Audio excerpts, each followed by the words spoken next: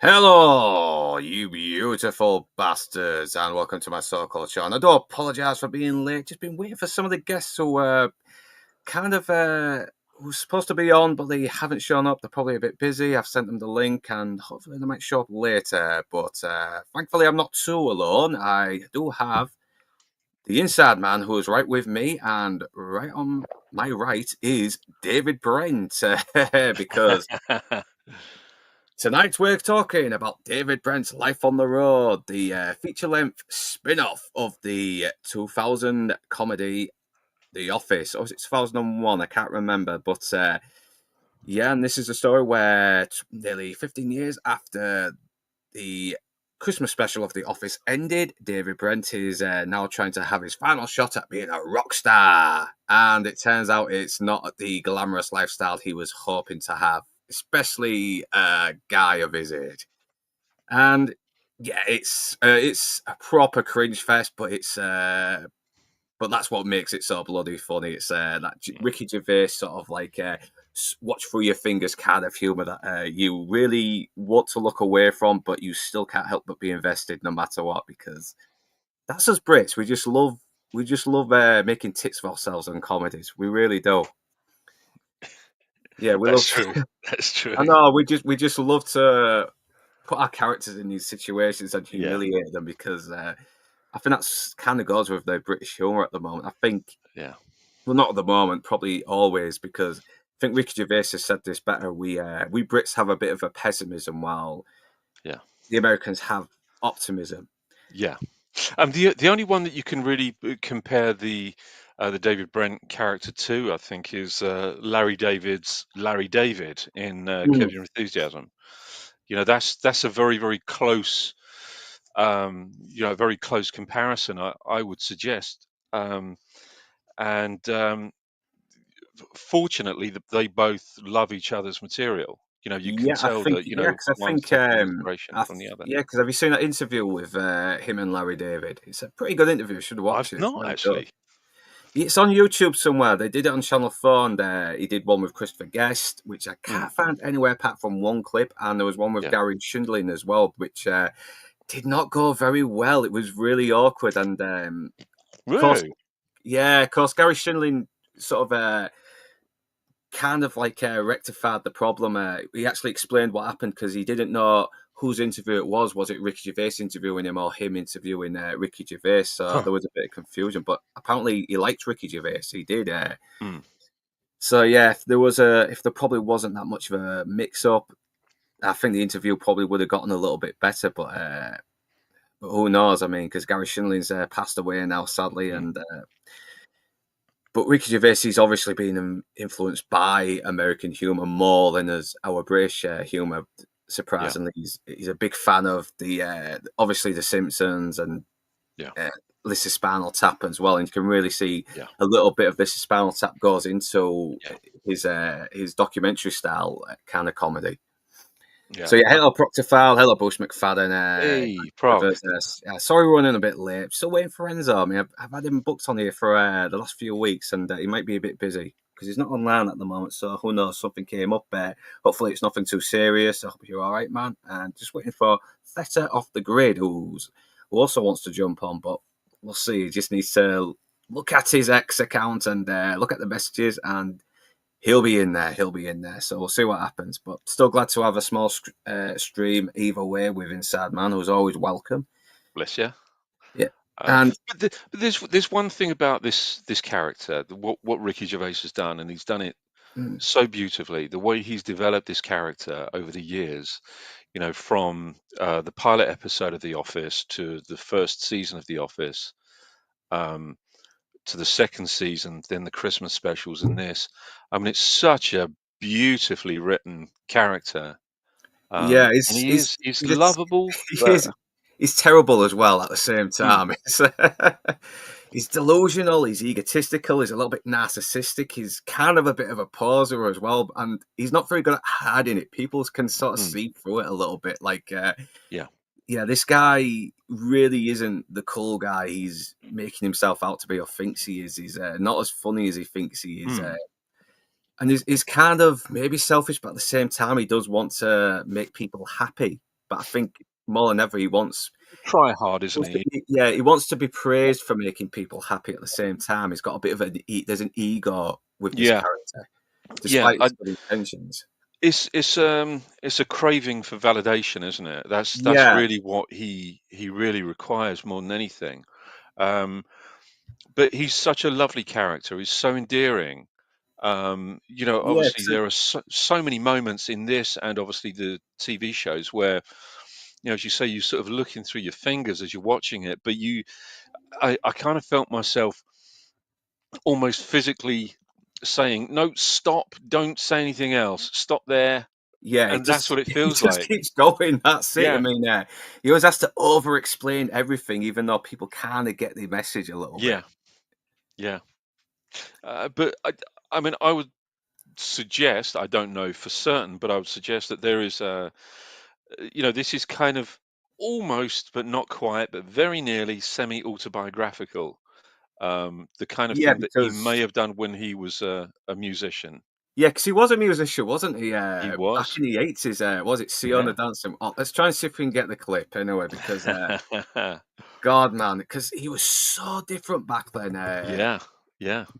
The dude was a fucking heartthrob. He was like this. He was a right Yeah. pretty boy. Yeah. He was.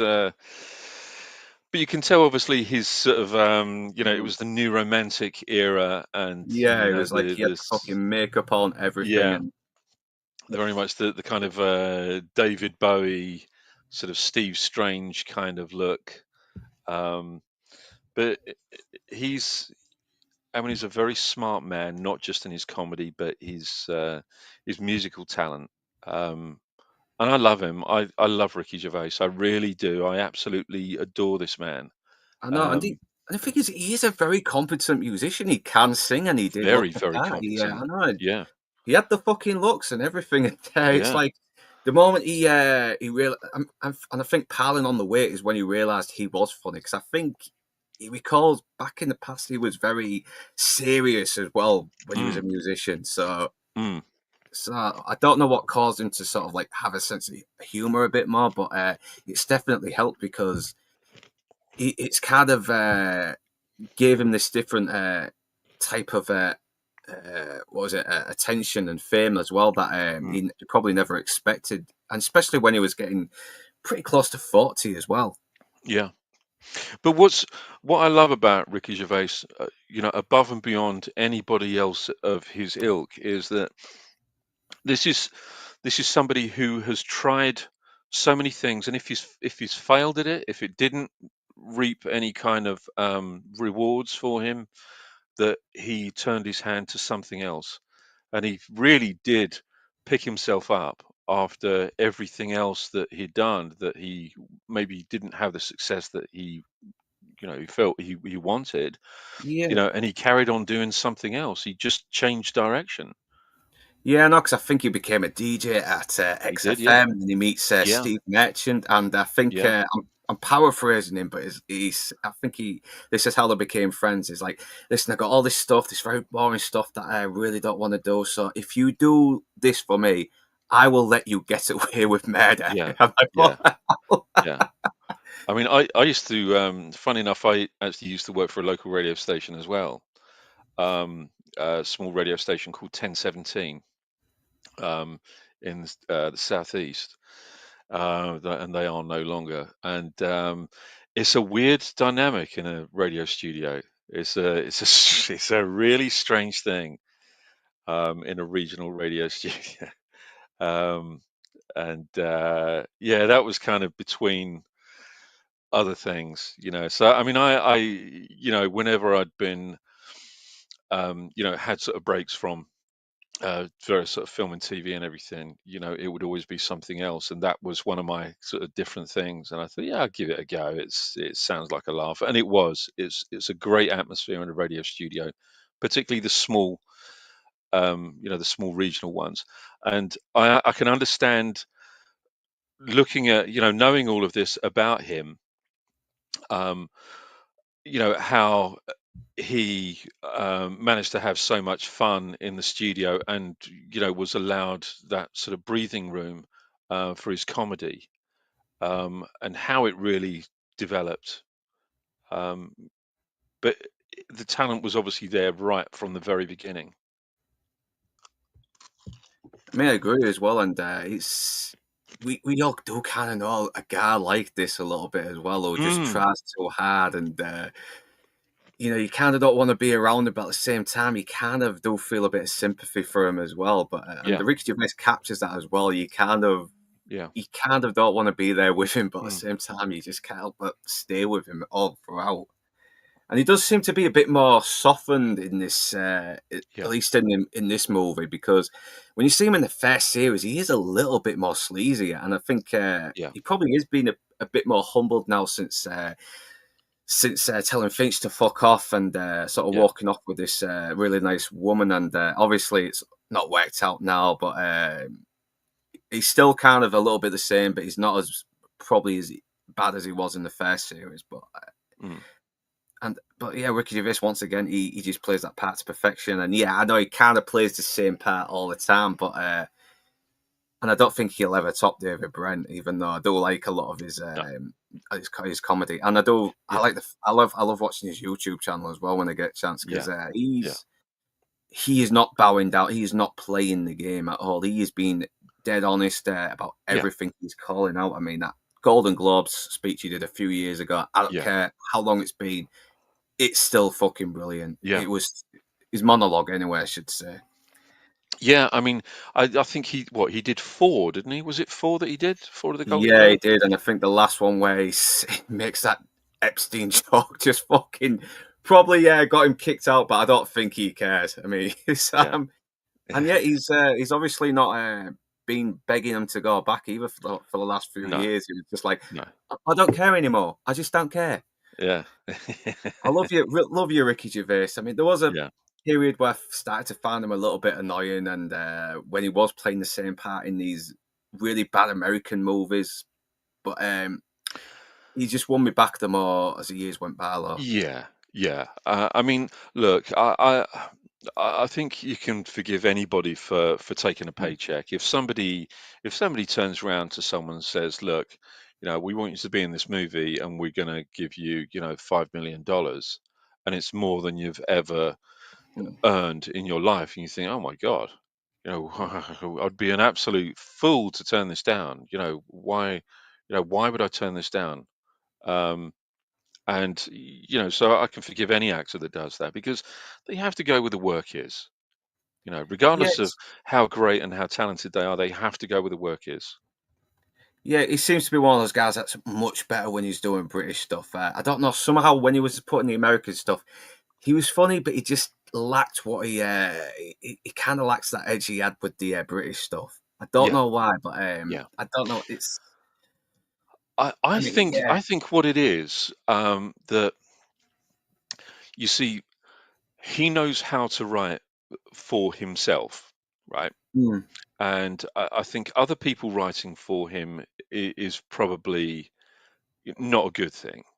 I mean, he's creating these characters, so he really knows the ins and outs of these characters' personalities, their feelings and thoughts.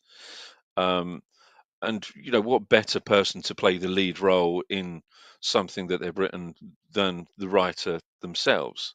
Um, but also, there's one thing that I really liked about this movie, or one of the many things, should I say, that I really love about this movie is that when we see a lot of the periphery characters, we're actually starting to see his little um, repertory group that he now uses for things like as used for things like Derek and Afterlife. So Yeah, we've 'cause I've now seen a seen a lot of few. these actors. Yeah, Yeah, I've seen a lot of the same actors. Yeah, and the guy, the rapper on it, Dom, he was originally in Derek, wasn't he? I think that was the first time we saw yeah, this yeah, character. yeah. And I like that because obviously, these are people that really love him, but he obviously really loves them. Yeah, he And he, does. I he mean, loves what they bring to his writing. Um, and what writer wouldn't want to keep the same people if they can interpret his work so well? yeah, I do agree. I do agree. And yeah, because you've got some really good ones. I forgot the big guy's name, but he's in. But they're both from that comedy phone shop, aren't they? The was it Nigel who was kind of like the very younger version of him that he's friends with. Yeah, Is yeah, Yeah, and then you got the other guy as well who's kind of the bully, and yeah, he was in yeah, phone shop. Well, he's funny, man. He always plays these very scary dudes. yeah, yeah, yeah. But it's a very, very good cast. I just Yeah, Joe love the Hartley as writing. well. It was Yeah, always good, and the guy who's kind of the guy in the studio who's on Afterlife with him. Let me look his name up because he's kind of got that very sort of humble yeah, everyman look to him, doesn't he? yeah, yeah, And he kind of is like the voice of reason to him as well. He is kind of baffled by this guy, but at the same time he does try to be the voice of reason for yeah. him. With the one who plays his brother-in-law in Afterlife. Yeah, that's Yeah. yeah. But every Oh, I part can't is remember. picked right as well, and I think they Yeah, got the drummer from Razorlight as the drummer in here as well. And yeah, he's even though he's kind of just playing himself, he doesn't do too bad. He's not a great actor, but he does well as the put upon drummer who has to drum for this fucking idiot who's yeah, probably making his opportunities to be a band with some other great, more talented singer yeah. much worse for him. But Which we'll probably which actually reminds me of I I thought it was a really funny joke, and I'm sure Enzo really appreciated the joke as well. The joke that Brent says, this is what do you call a guy who hangs around with musicians? The yeah, the drummer. drummer. It's great. He's obviously trying to be a banter, but the drummer looks a bit fucking offended. It's like, Yeah. That's a great joke. yeah, and we You can know. so I mean, yeah, he's once again he does that silly little it's that weird little chuckle as Yeah. well.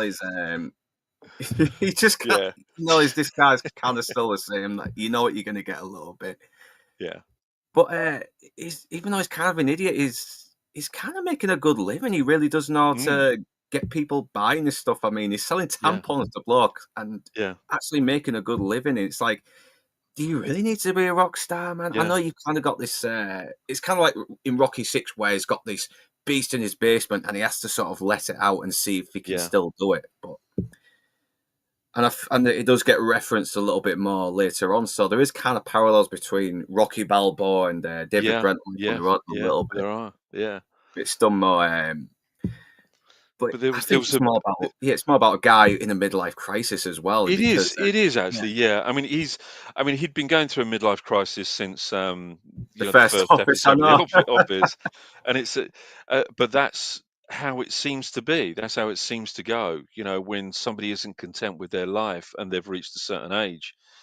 Um, that's. I mean, I know people that are still going through a midlife crisis and have been for about the last 15, 20 years. I know. I mean, Um, I get pretty nostalgic as well, but I don't know. I don't want to be going out to nightclubs trying to No. chat up bloody girls half my bloody age. It's like, Colin, it just Mm. looks a bit sad. I mean, I'm a fat Yeah. balding guy who's nearly 40. It's not good. It's not good. Yeah. But there was a really beautifully written line actually, when oh, actually I'll save it. I'll save it because it's Yeah. actually at the end of the movie. So I know, and you gotta love the song that plays and as well. It's just like I'm just going down to Ipswich, get a Costa from Morris. And oh, oh, it's it's funny such a because he really thinks he's writing something that speaks to the yeah. working man, but Yeah, he's yeah, just but it's almost like if if you'd used all these different locales and towns from America, it would sound really cool, yeah. There's But of something course, he's about talking that. about Reading and Slough and Ipswich, Went down to you know. Memphis, went down to Texas. Yeah, Yeah, yeah. see, Something about it. I don't know why. And he's singing it in a very folks American accent as well, which yeah, makes it even yeah, funnier. yeah, yeah, And and once again, and yeah, we're getting a bit of exposition, so we can see that he's actually making some good money here as well. He's actually, I think this was back when Gervais had lost a little bit of weight as well, again, yeah, because yeah, apparently he does work out. He's always working out, even when he was fat, he was working out. But I don't know, maybe he was just eating too much with during the exercise. I don't know. yeah, yeah. Yeah, I know he likes a beer, doesn't he? He likes Yeah, a jar or two. and once again, it's what watch through your fucking fingers, where he just tries to be like this. Lav guy and this blonde is just not having it though because she just finds him a bit fucking creepy. But Yeah. and I think he obviously does want to pull her a little bit. Mm. He's a man. But then we've got Joe Hartley here as well, who is actually very nice to him. She's made him a nice little coffee as well, and Yeah. even the receptionist is kind of they kind of see something in him as well that they Yeah. kind of like. I think they like the fact that he's a little bit unpredictable amongst everyone Yeah. else who is a bit predictable. It is exactly that. I think, he's the one that stands out. Mm. He's trying to sort of brighten up, the day for people who are in a very, very tedious and mundane job, and what's wrong with that? Where's the harm in that?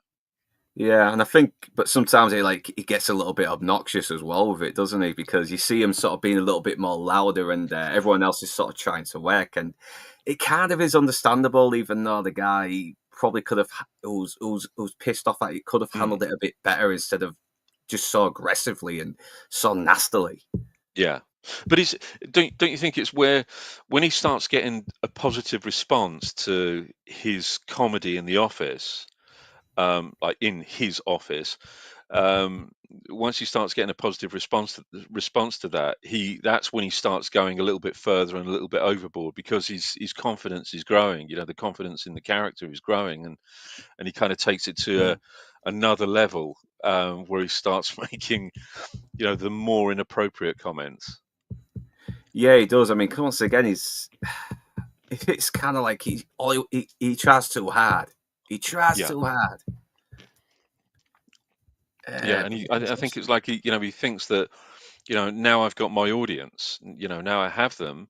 I'm going to hit them with something else that's a little bit spicier, um, and it never has ended well for this character. It's never Yeah, ended no, I well mean, for him. look what he's talking about as well about some lass who was with someone who was a bit overweight, and they're saying, "Hey, she'd be very hot if she lost some weight," and she did, but she Ah, didn't look, yeah, and she and, wasn't. yeah, she did lose weight, and no, Yeah, she left it a bit late in life and lost it, and she wasn't even fun to be around. She was just always yeah, hungry. she was It's always like, miserable, hungry yeah, all the he's always time. saying stuff that way. You think, what the fuck has that got to do with anything?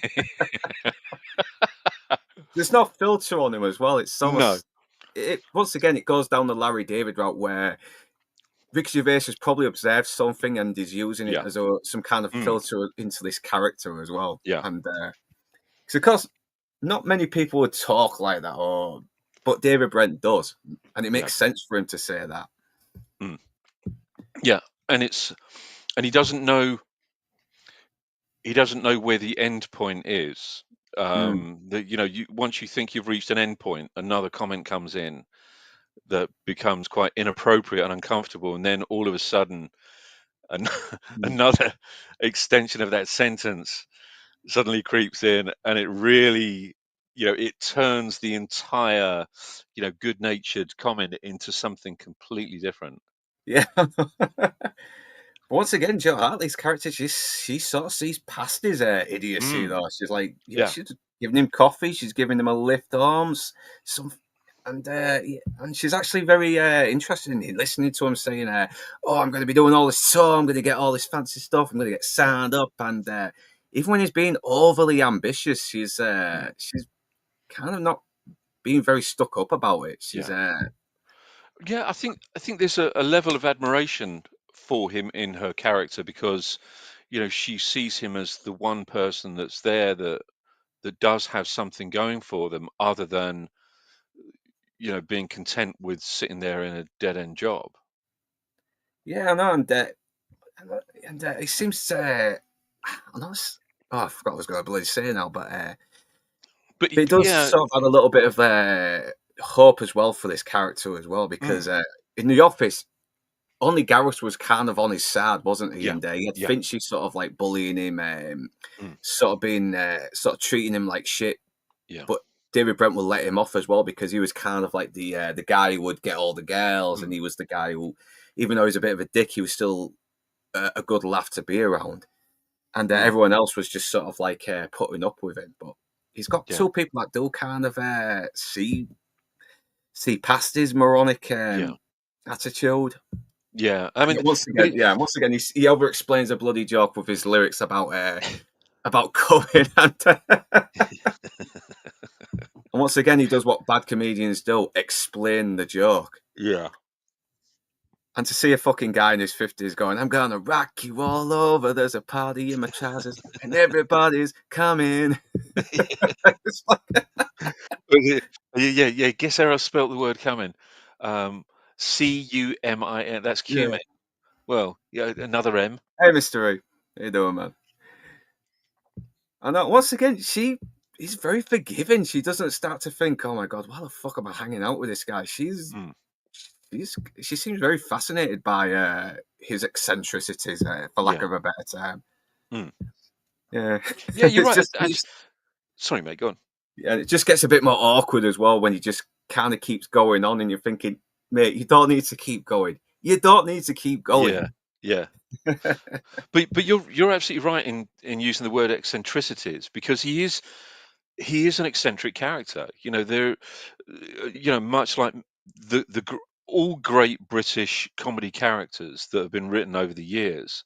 There have been quite a few, but not as many as we have in America. I mean, there's some great American comedy characters, but we have a few like Basil Fawlty or Mm.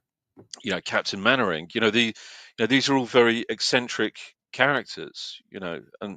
And he follows in that tradition, that great tradition of British eccentrics.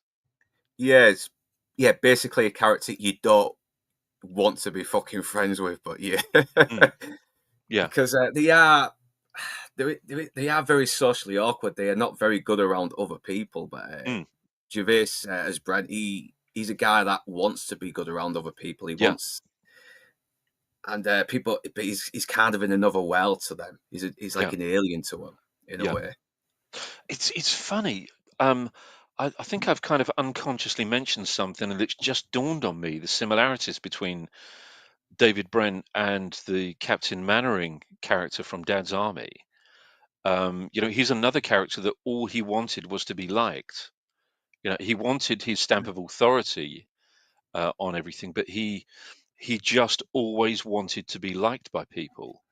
And I've only it's only just dawned on me that those they're quite a pairing, really. I mean, they really do crave respect and affection from people. And I kind of never realized that before. Never realized the similarities between them. Yeah, because they are kind of like they're always kind of the underdogs, aren't they? They're the Yes, ones they who are. they aren't the charismatic guy, they aren't Yeah, the cool guy or the funniest or yeah, smartest guy. They're kind yeah, of they're very inferior. They're yeah, very inferior. They're inferior characters. yeah, That's why they're so good, because inferior characters kind of get the more misery in life, and yeah. comedy comes from misery, and that's It does, yeah. yeah, It's the pathos of it, and I think if you start looking at Basil Fawlty in comparison to David Brent, I mean, you're right. I mean, he might be he might be the manager of the hotel or the owner of the hotel, and Captain Mannering might be the captain of the Home Guard, and David Brent might have been the regional manager in the office at Wernham Hogg. But they have this slight inferiority complex, which does mean that they do crave that attention upon themselves. They need that validation. And it's no, it's a real, yeah. I mean, that's the beauty of pathos. They are quite sad characters, but we love them nonetheless. yeah, and yeah, this actor as well is yeah, he's basically kind of just the stick in the mud, but at the same time, yeah, he is trying to fucking get through his work. He is probably has bills to pay, and he can't when he's got these guys going all the time. He Mm, can't really concentrate, but it's just the way he kind of like go approaches them about it. That's just he's a little bit probably too much, but I don't know. Maybe he was polite to him before, and they still kept doing it. And but we mm, never really get that context. I think that's one of the only few flaws. But I do like this actor though. He's very funny. He's yeah. once again phone shop with him and the guy who plays Nige. Let me get his name up. Where is he? Come on, where the fuck are you, man? Tom Bennett. That's him. Yeah, I need Yeah. to rewatch that show because we do meet Tom Bennett later as well. Yeah, it's like a kid who wants attention, and he kind of sees through it as well. And she's not having any of it as well, because she probably thinks if she does give him an instant, he'll probably get too involved with her. And once again, you got the boss as well, but he kind of reveals that he's just a guy doing his job as well. Yeah. He kind of accepts that, even though he kind of questions Brent's financial choices on the tour. He does still sort of think, well, it is his money. I mean, let him be. Mm, Yeah. And yeah, he's sort of his own boss in a way, because that's what most salesmen are. yeah. Yeah, and I've worked with these guys before, and most of them are actually really good laugh. They aren't really that much a stick in the muds. I mean, they'll do their jobs, but I remember when I used to do canvassing for Windows salesmen. I mean, Mm, apparently when we was on a break, we fucking would smoke a little bit of weed out before and then go back on the job. yeah. No Yeah. word of a fucking lie of that. And yeah, this I is Nigel, played by Tom Bennett. And I don't know, did you ever watch Phone Shop when that came out? I saw. Funny enough, I was going to mention this. Now this is kind of a long-winded answer.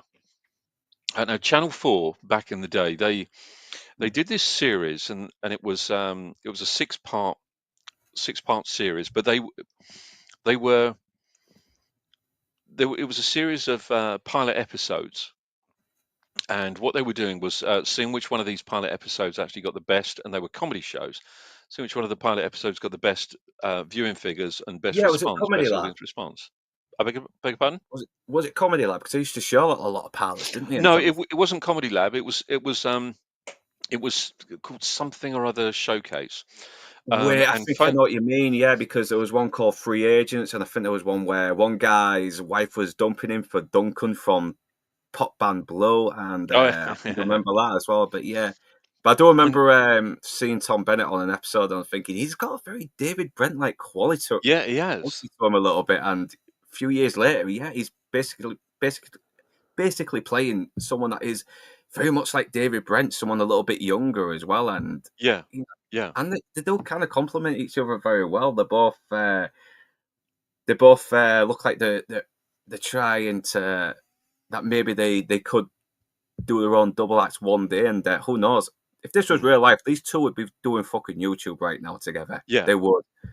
See, I think he's kind of he's almost met his as you quite rightly say, he's not quite but very nearly comedy partner in this office. Somebody Mm. who gets him, more than anybody else does, but not just gets him.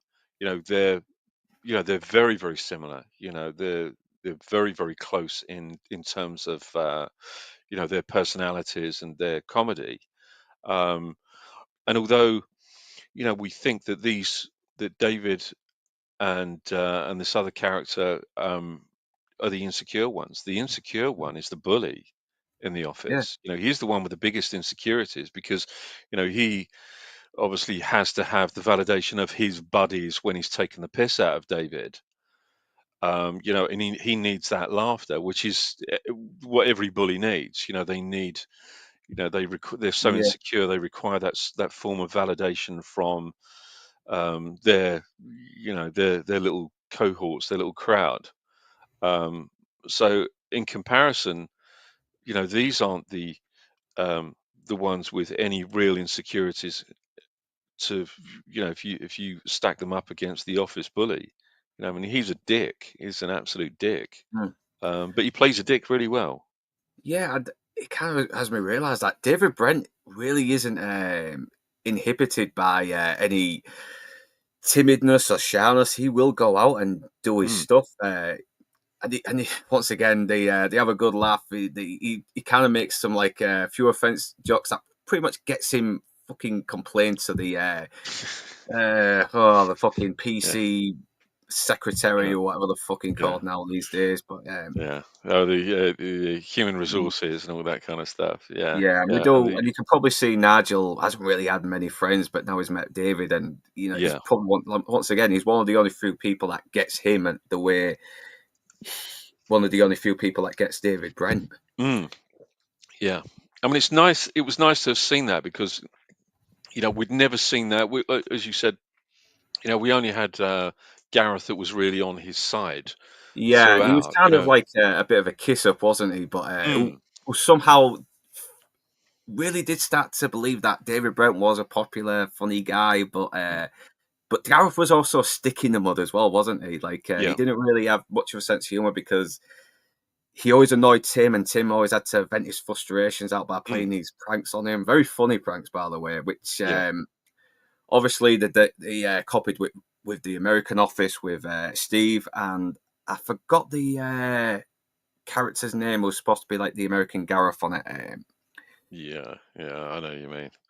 Mm, But it's yeah. I mean, but then you really kind of saw the revelation.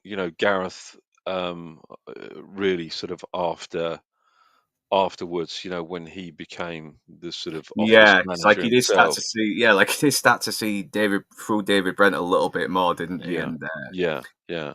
And then what I thought was rather nice in one of the Christmas specials when you had that awful woman, sitting there saying, nobody likes you, nobody wants to go for a drink with you, and Tim turns around and says, "I'll go for a drink with you, David." yeah, You know, it's like, knowing that every in the office are just a bunch of really are a bunch of dicks, and I think he started to see David as something different. When he wasn't his office manager, I think he really started to see David as a decent human being. That was when it really sort of dawned on him. yeah, because he's a bit more, because he sees David Brent's a bit more humbled now, and they're both kind of down on their look a little bit, aren't they? I mean, Mm, Dawn's fucking moved off with her husband. He's not got that woman he loves being around him. Gareth's kind of the boss, and he can't really play his pranks on him as much as he mm, used to. mm. And once again, he's got this awful woman he has to sit with who's just really self-obsessed Oh, and just blows the fucking ass off people as well. yeah. I did like it when fucking Jay's dad from the In-Betweeners tells her to fuck off at the party, though. Yeah. Just let some twat blow beats up your mum. Yeah. Yeah, fucking brilliant. Brilliant. Yeah. Yeah. But yeah, I mean it's almost like with the office and everything and then and this he's created not just a character but a world for this character as well. So we actually know the entire world that Brent is in. Um we know his whole everything around that surrounds his life. We know that he's stuck in Slough and he's never going to move out of Slough, which which is unfortunate because it's. No, look, I'm not going to say anything detrimental against Slough, just in case there are any Slovians watching. It's an unusual place. Let's just say John Betjeman wouldn't have written that poem if there was nothing wrong with Slough. So if you haven't read the poem, if Yeah, anyone's watching and they haven't read the poem Slough by Sir John Betjeman, read it, and you'll understand why Ricky Gervais used Slough as the location for David Brent. yeah, and they made him Knight of the Realm. Yes, Yeah. yeah, of course, yeah, he mentions it. Yeah, come friendly bombs, come fall on Slough. It isn't fit for humans now. Yeah. Yeah, once again, he has to explain the joke as well, just to make sure people don't get offended. Listen, holy fuck, that's his name. He's a little Chinaman. So, yeah. And once again, he does get complained by the HR bloody secretary, and she doesn't punish him as well. She's just saying, "Hey, he's just got to be bloody careful." And he kind of pushes it a little bit as well. Mm. So, it's a shame that I ain't getting punished for it, because he kind of wants to be seen as a bit of an edgelord as well, doesn't he? Because Yeah, it's rock yeah, and roll, and, yeah, breaks down the barriers, something like yeah, that. yeah, yeah. I liked his glass bra joke actually. Yeah, no, you know what? That on the second season when he makes that the black man's dick joke, and the Yeah, people from fucking Swindon had complained, I yeah, was like, "Fuck those guys, mate!" That was funny. Even the black guy was yeah, actually laughing. yeah, Shut yeah, up. yeah, Yeah. So moving on. Yeah. So once again, David Brent, as much as we love him, we gotta love him more when he's being a fucking idiot. He gets Dom to come down just to show he's not fucking racist. It's just like, what? And he's got something better. He's probably got something better to do with his life right now. He's probably busy doing something very important. And oh yeah, he mentions this yeah. woman as well. It's like about her weight, and he's like, she's a lesbian. She looks at the camera before she walks off. It's like, what the hell?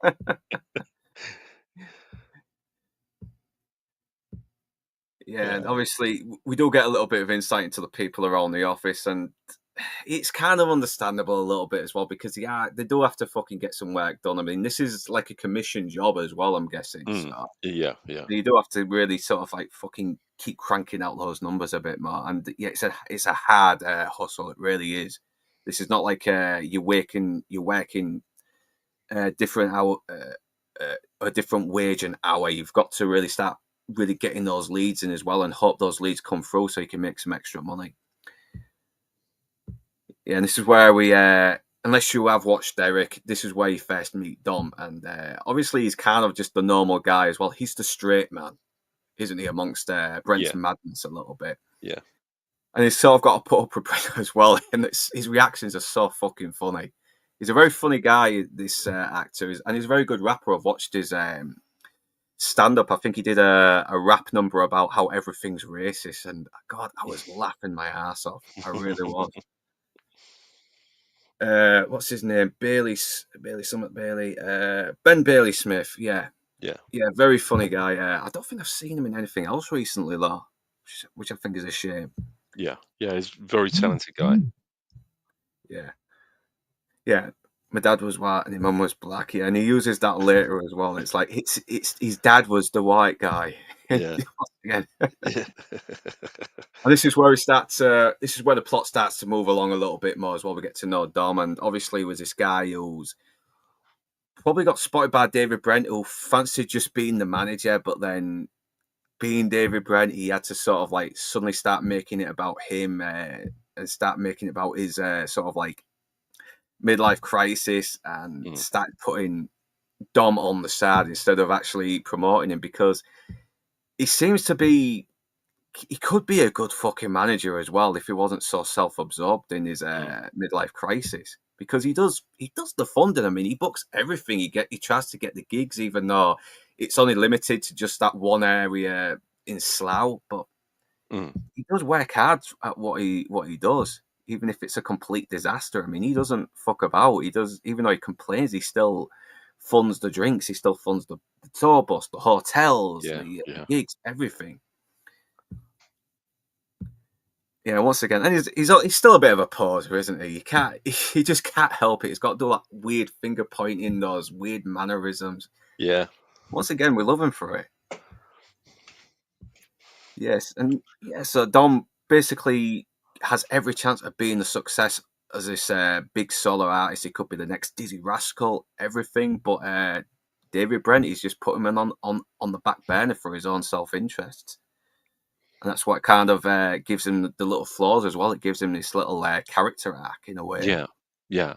And but it's something that you kind of don't blame him for because Mm. he is trying to have his shot. I mean, yes, he's using other people to enable him to have his final shot, but he's not really using them because he's paying for them. So Yeah, no, it becomes forgivable. yeah, because I mean, he does suffer through it, though, doesn't he? He suffers Mm. for his selfishness a little bit, though, Yeah, and he you know, does. Yeah. so we're kind of giving something to still find some sympathy for him. I mean, Mm. because I mean, the gigs don't fucking go well; they fall down, and yeah, and I love this little line as well. He's like, he's actually going to get fucking. I keep forgetting their bloody names. I do apologize. Let me get the actors up. Yeah, Dan. That's him. Dan, played by Dan. Tom Yeah. Basden. Yeah. So, and he's obviously going to get him on board as well because he needs him for like the sounds and shit like that because he knows how to. Because they still need the roadies, don't they? Yeah. And Yeah. He's a lovely actor, him. I really like yeah, he him. is. He's got a kindness to him as well. Yeah, He's he just a has. guy Yeah. trying to do his job. That's it. Yeah. He's Yeah. Yeah. He's and I he's got don't. a Yeah. really does have a lovely manner. A really, really lovely Mm. manner about him. Yeah. Once again, he doesn't really hate David Brent. He's kind of like he's kind of baffled by him, and he's thinking, Yeah. is this guy gonna make my life hell? But he doesn't. He does become a bit of a voice of reason for him, Joe, in this tour. And Mm. I do love this little moment where he asks him, you know what, how much do you earn here? And he's obviously giving him a counter offer as well to get Yeah. him on Yeah. board. I'll And double it. then it cuts to him saying, "I never dreamt to be on that much." And it's like, it's like once again, Yeah. most stuff goes wrong. Most stuff has to go wrong because Yeah. that's the whole point of this. Mm. That's what makes these mockumentaries so good. I mean, Mm. it's the same with Spinal Tap. Everything has to go wrong. The Mm. fucking Stonehenge monument ends up being almost small enough to be trampled on by a dwarf. It's Mm. that's why you got to love it. Yeah. Yeah. And of course, you'd think that there was an awful lot of improv in these kinds of things, but there never is. They're so tightly scripted. They're so well written. There's no need for any kind of improvisation that would conceivably make his words sound any better than they already do. Yeah, because it's like when you get the Judd Apatow movies where they have done a lot of improv, and you're sort of thinking, all right, they could have cut this down and maybe tighten the script up a little bit, Yeah. maybe stick to the script a little bit more because Yeah. Yeah. it ends up dragging the scenes out. And even though, It does. Yeah. yeah, Yeah. I and I think like the old, Enzo. I I, know, I think Enzo had actually mentioned that previously on one of Lance's streams. He happened to mention about the way some of these improvs do go on for way way too long, and they just let the camera rolling, and the camera keeps rolling, and they get you know 50 takes of something that would normally have just taken them a few minutes to do, and it's too much. I think it's overindulgent. yeah, and yeah, once again, you do kind of like you kind of thinking, are you serious, David Brent? I mean, he's cashing all his pensions and everything, and Yeah. once again, Yeah. and I think Dom is kind of forgiving towards him a little bit as well. He probably does realize that Brent does mean well, but he's just kind of caught in his mad little world as well. And you see, Mm. he's living in a very humble room. He's got like this little bit of damp and mold on his wall here as well. He's got this TV that's like maybe 10 years old because so he comes from a very sort of humble background a little bit as well. And Yeah. yeah, Yeah. and you does see that there is similarities as well. Is like we're both trying to make it, but I'm just not 100% sure what his it is. Yeah. once again, he plays and I love these little shots as well of just the mundane life as well, the mundanity of it, and Yeah. so now he's got to work out his days off as well. So he's probably going to be doing a lot of missing out on a lot of days where he's not getting paid as well. Which once again, it adds a little bit of tension to how far his financial Investment. Yeah. financialities will go as well. Is he going Yeah. to fucking Yeah. ruin himself doing this whole gig? Yeah. Yeah. I don't Yeah. know. I mean, I see. I think Dan, when Dan sort of found out about all of his, him cashing in the pensions and everything, and when he starts talking about cashing in the pensions, I think you also saw a very, very soft side of Dan, knowing Mm. that, this poor sod is really, he's really getting rid of all of his assets just to try and be liked, basically, you know, I trying to know. buy, trying to buy the affection of people. I know, because he's making a big fucking gamble, and the odds are astronomical, Yeah. astronomical odds. But he's so determined to do it. He can't see that maybe that ship has passed now, mate. Sometimes you got to move on. Mm. This is where we meet all the band members, and obviously these are very talented musicians. I'm guessing they are actual band members. I know the drummer is. I think he's the Mm. drummer in Razorlight as well, and he's Yeah. actually Yeah. worked on a lot of stuff as well. I think he did a solo album some years back, and he does pretty well as one of the band members who has to sort of put up with him. And Yeah. but yeah, Almost when he he's was good. talking about the And names. plus, this adds sort of a point to why he's got to get these young band members in as well, because he's got all of his other members from his other band. They've moved on with life as Yeah. well, something that David Brent hasn't done, except for the Yeah. last one, who we'll get Yeah. into a little bit as well. Yeah. Well, mammogram. Yeah, can't drum anymore. His back's gone. Regimental. Yeah, he's Yeah. on painkillers. Regimental. Yeah, it's like once again, it just adds more and more of the desperation, the tragedy as well, and how time is really slowly starting to creep up on him as well now these days. Yeah. And But he's got I the liked it when he said that he bumped into one of the band members. He so didn't want to acknowledge that when he saw him in the street with, a beautiful wife holding the hand of one of his children and his other, newborn baby in like a little papoose, um, strapped to him. He didn't want to acknowledge that he was actually happy.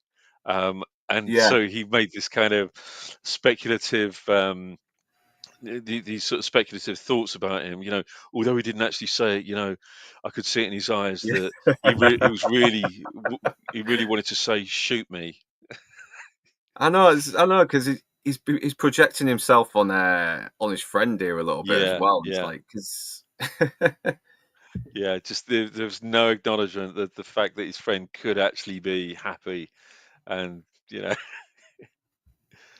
I know it's like it's a good bit of subtext as well that gets you yeah, a it little is. bit more Yeah, into his mentality a little bit here. yeah, Yes, he's saying a lot without spelling it out, and then we get to Mammogram, who was like the life of the party. He always had like beautiful women, and then it turns out he's thrown in jail for essaying some women. Now it's like yeah. Jesus Christ! It's like Yeah, yeah, that's right. Yeah, well, as he said, yeah, well, yeah, he was called that. Well, it's nothing to do with cancer or anything. It's because he used to turn up, and he always had a big chested lady with him, yeah, and yeah, and it was. Yeah, I mean, you just you sort of think, why does he have to keep explaining this? I know, Please I stop, know. stop What's telling us. We don't need to know.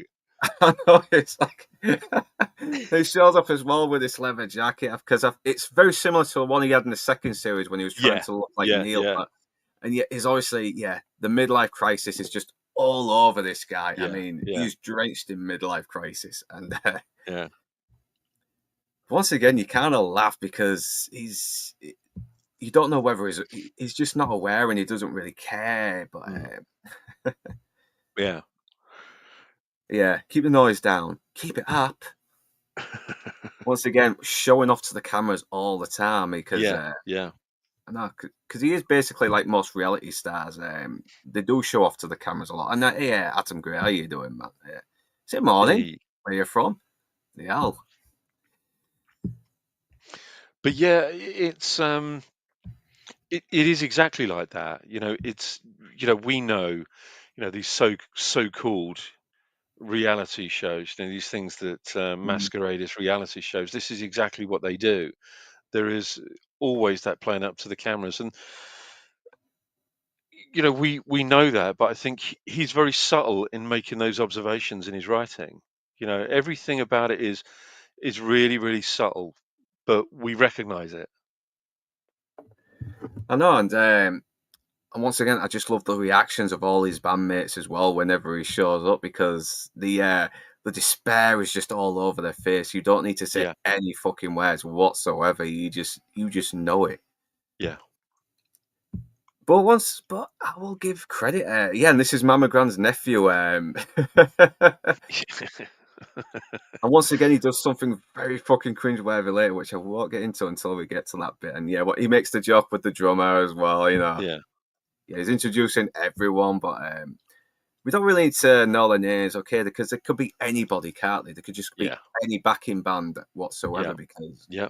And that was the beauty of that, actually. I mean, I think that's a really good point. We don't need to know their names because we never do. They're just session musicians that are hired to go on tour with someone. I So know, it's not the band per se, is it? It's not really the band. It's him. That's who he wants signed. He doesn't want the band signed. yeah, and they actually do look like band members. If you go to many of these indie clubs, they always do look like that. They've always got Yeah, those kind of like old school sort of like contemporary sort of like old school haircuts with the beards and everything. yeah, It's yeah, and once again you get a bit of an insight as well where yeah, once again they're just doing a job. They probably have the potential to be a great band by themselves with a great singer, but no, they're stuck with this guy. yeah. And the music is actually good as well because It yeah, is. they're very Yeah. very talented musicians. And Ricky Gervais once again is a very actually talented musician himself. He's a good singer, Mm. but he gives off this cringe dad rock vibe, though, doesn't he? Yeah. Yeah. Yeah. Yeah, sold Yeah. my shack in Memphis, bought me a Chevrolet. Once again, the Forks American Yeah. cast Yeah. from a fucking middle-aged, out of shape guy. Yeah. But I do Yeah. like the It is. songs. I adore the musically. They are actually well done. I mean, it's like Yeah. Stupenzo said with Spinal Tap. There's not irony in them, Mm. at least from the point of view of the character. Yeah. I mean, yeah, and these are well crafted songs. You can imagine them being written by any decent songwriter. Mm. Um, I just think he's supremely talented. He really is a very, very talented. I don't like using the word gifted, but because it implies that some kind of gift was bestowed on him by the gods or whatever. Yeah, no, And as just you give know, them. as you know, I'm an atheist, so but he's very, very. Sorry, I'm sidetracking slightly, but he's very, very talented, and they're well crafted pieces of music. They really are. Yeah, they've got melodies, they've got a structure, Yeah, they've got changes in the chorus, all those little things that musicians do. Because I mean, they act repetitive either. I mean, mm, and once again, and this is where we start to realize, yeah, this tour is going to be a complete disaster. He's only got these like little areas near Reading and yeah, just this small little area, yeah, yeah, and yet his once again his the tour hasn't even started, and already he's just sunk a shitload of fucking money into it already. It's yeah. like, Christ, man, how much more can this? How much further can this guy go? It's like, Mm,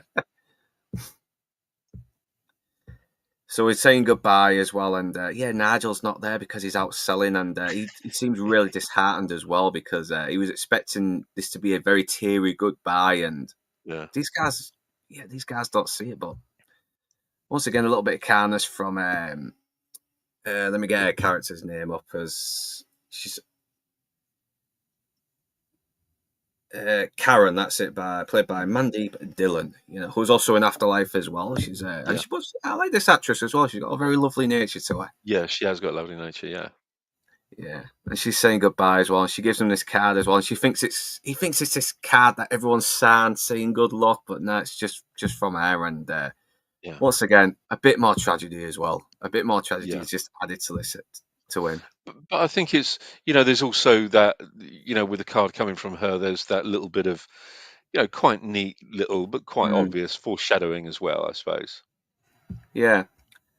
I mean, she plays the same part a lot, Jo Hartley, but she kind of plays it so well that I can't really help but forgive her for it because there's just something lovely about her every time I see her on bloody screen. Yeah. And yeah, she's going to be sad he's gone as well because she can't resist that sweet, sweet David Brent ass. She can't. Yeah, and we'll get to hear a little bit more on their side of him, and she obviously sees through David Brent as well. She knows this guy is kind of hurting inside a little bit as well. He's obviously basically fronting a little bit as well. When he's up there having a laugh, he is kind of hiding his little insecurities a little bit at the same time, even though he is. Yeah, it is. It's it's a massive. massive. And he almost goes around to check if Nigel is there because he thinks Nigel might be playing a little joke on him as well. Like he might pop out and say surprise and give him a big hug and say goodbye, but no, it turns out he is selling, which does make it sadder as well. Yeah, it does. Yeah, and this is where I think David Brent really does kind of cut the bullshit a little bit here as well, because he talks about how he had a real bit of bad depression as well. He had like mental issues, a bit of a nervous breakdown, and he put weight on everything. And and you do sort of once again it humanizes him a little bit more as well. It's makes you kind of get on his side when there's a risk of him kind of becoming a bit more unbearable. Yeah. I mean, again, even in the TV shows, you saw little bits and pieces of his fragility. I think in the office, you could see that he wasn't quite as secure in himself as he would like people to have seen, and he was quite fragile. Yeah, and obviously blown up to like 16 stone as well, and people called him Brentosaurus. Yeah, and he's like, oh yeah, everyone laughed, but not me, because he tried to do himself in as well. It's like fucking hell, man. He really has gone through a lot of these since it ended. Yeah. And I don't know if this adds more to his arc as well, because he's always seeking validation, but when it's like not the validation he seeks, it kind of sends him into this sort of like deep depression, doesn't it? Maybe. Yeah. And I always thought that he doesn't quite know what he wants. There's, he thinks it's almost like he thinks that he wants certain things, but he doesn't really know for certain what it is that he's after. That's really gonna make him happy. And he is a very fragile character. And there are so many moments where your heart really bleeds for him. Yeah, because once again, he can be an unbearable guy, but they sort of give you that little bit that makes you still kind of sympathise with him as well. Same thing with Alan Partridge. He can be a very sort of terrible guy, but he's kind of given a bit more to sort of like still sort of have a fondness for him when he is terrible. I think Partridge is at his best when somebody is trying to have a go at him, and and he Brent's can a bit actually more. Brent is a little bit more nicer, isn't he? Well, Partridge is kind of a bit of a condescending prat when he needs to. Oh yeah. Yeah, completely. Yeah, this woman just hands him a deadbeat and asks would like to go for a coffee, and he's like, it's just his face as well. But once again, this therapist does kind of call him out on his bullshit as well, because are you worried about what you're going to do? And it's like, yeah, failure's not an option. It's like, yeah, but what if it doesn't go the way you want it to, though? Failure is an option. And she's kind of right there a little bit as well. It's Yeah, it's that trying to keep him in check, so it's, be careful, because if your expectations are this high, um, and nothing is met, then obviously you're in trouble if your expectations are going to be so high. yeah, it's the same thing with a lot of these reality shows that go onto these fucking Big Brother shows or Love Island shows and expect it all to be all glitz and glamour with people Hmm. surrounding them and showering them with praise. But then it Yeah. turns out you get the nervous breakdowns, the drug addictions, the Mm. everything, and it's just too much to handle. It's Yeah. we're kind of brainwashed into thinking that we need that stuff when really we don't. It's Yeah. Yeah. And he mentioned something about a dream as well, which once again is like, and he gets a bit fucking defensive, doesn't he? Saying, no, I've not had the dream, which suggests he still does. Yeah. And we found that Yeah. out later as well, don't we? It's Yeah. but once again, she's just being very honest with him as well. She is trying to help him out, and he's kind of being a bit of a what I forgot really the term as well. Really, just really defensive about it Yeah. as well. It's Yeah. like, It's exactly that, isn't it? I mean, he's very guarded. He's very, yeah, he's very contrary.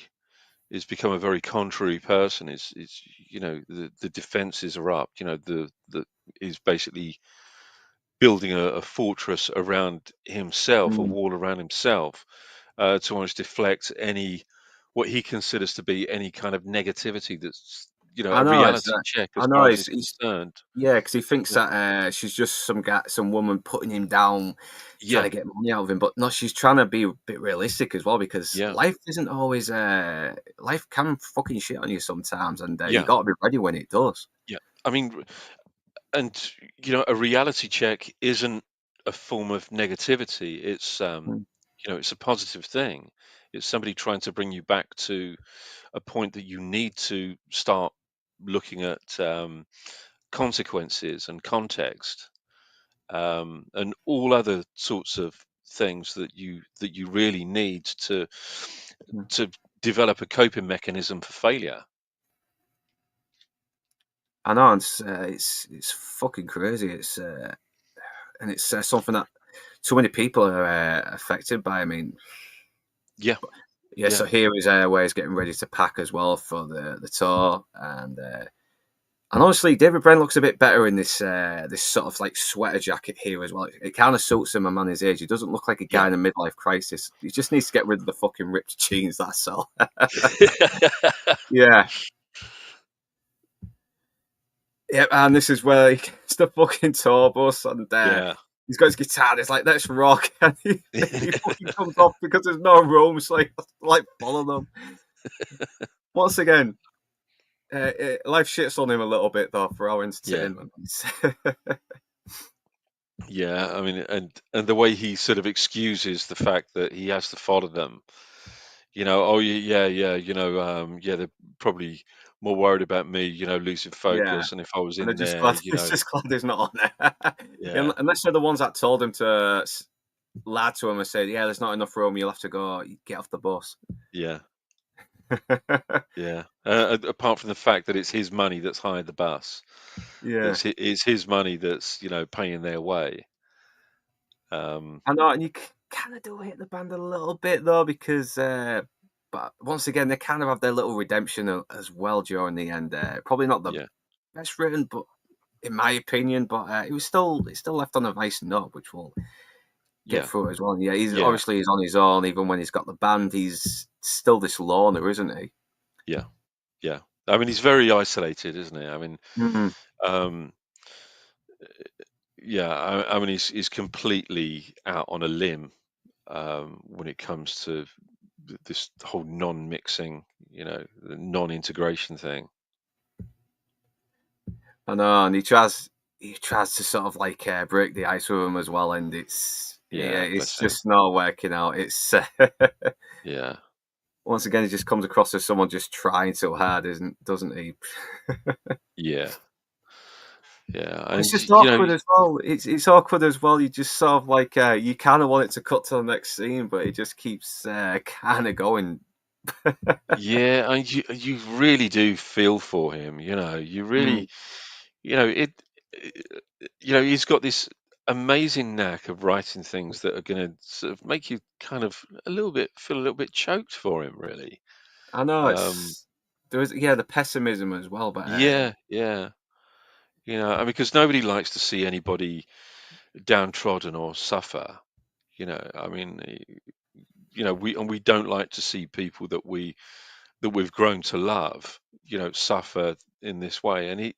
And we have over 2 seasons and 2 Christmas specials grown to love this character so much, and mm, to see him being treated like shit and being virtually an outcast, yeah, it's unpleasant. and even Wes as well. He's like the first band on. He's only just found this out, and they're not Yeah, happy as well because it's better when you're playing to a crowd, and that's usually later on, isn't it? It last is yeah, even better.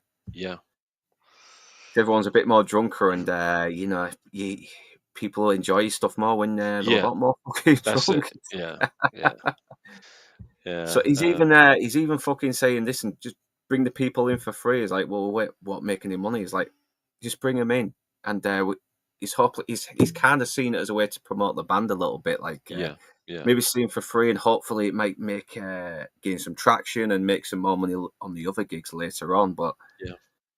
hmm, yeah, I've not even changed to my gear, but luckily for me, I'm always dressed to rock, and it just looks like a fucking dad trying to look young. It's Yeah. yeah. Once again, he mentions his fucking uncle's fucking passed as well when he didn't need to. Yeah, He just yeah. has to be What's awkward. it today? Today he has no charges of rape against him. Oh my Yeah, God! He's like, what? yeah. You're probably ruining his chances of getting some groupies there as well. Yeah, He kind of reminds this guy. He actually reminds me of my mate Adam Fisher. He looks a little bit similar to this guy. yeah, Yeah. But yeah, it's singing the songs, and everyone's just wondering who the fuck is this old guy doing up here. Are we supposed to be seeing some lanky young thing as all drugged up? But yeah, no, it's just David Brent. Yeah, and everyone's walking out already. This couple just sort of walked in and saw him and just walked out. It's once again, misery brings the comedy. yeah, It's a sad thing, but it's kind of like how we handle the harshness of the world a little bit as yeah. well. Just sort of seeing misery And, played out and for life. I do believe that there's a reality to what he's written here, Yeah, and I yeah. think he's experienced this. I think all the things that we see, on when he's on stage, I would almost 100% guarantee that these are things that he has experienced himself when he was on the road with his band. I won't be surprised. Yeah, I won't be surprised because he draws a lot by because there is a realism to his a very Mm, uncomfortable realism to his yeah, comedy, and yeah, he does that schmack as he fucking he fucking falls over and tries to style it off as Dom mentioned as well. And once again, Bailey just does it, just knocks it out here. He really does. It's just he's playing it straight. He's not trying to be funny. And he's just yeah, funny just by being straight. yeah, yeah, It's a formula that has never failed to work as well. It's the yeah, straight man with the idiot. yeah. And the funny thing is, I think David Brent is also at his funniest when he's playing it straight, when he's not cracking the Mm. jokes. I mean, okay, the jokes are funny, but they make you sort of cringe. But when he's really funny, it's when he's being serious. He's just talking about general things. Um, when he is very, very straight, because the similar thing to what you said about the songs and the music in Spinal Tap.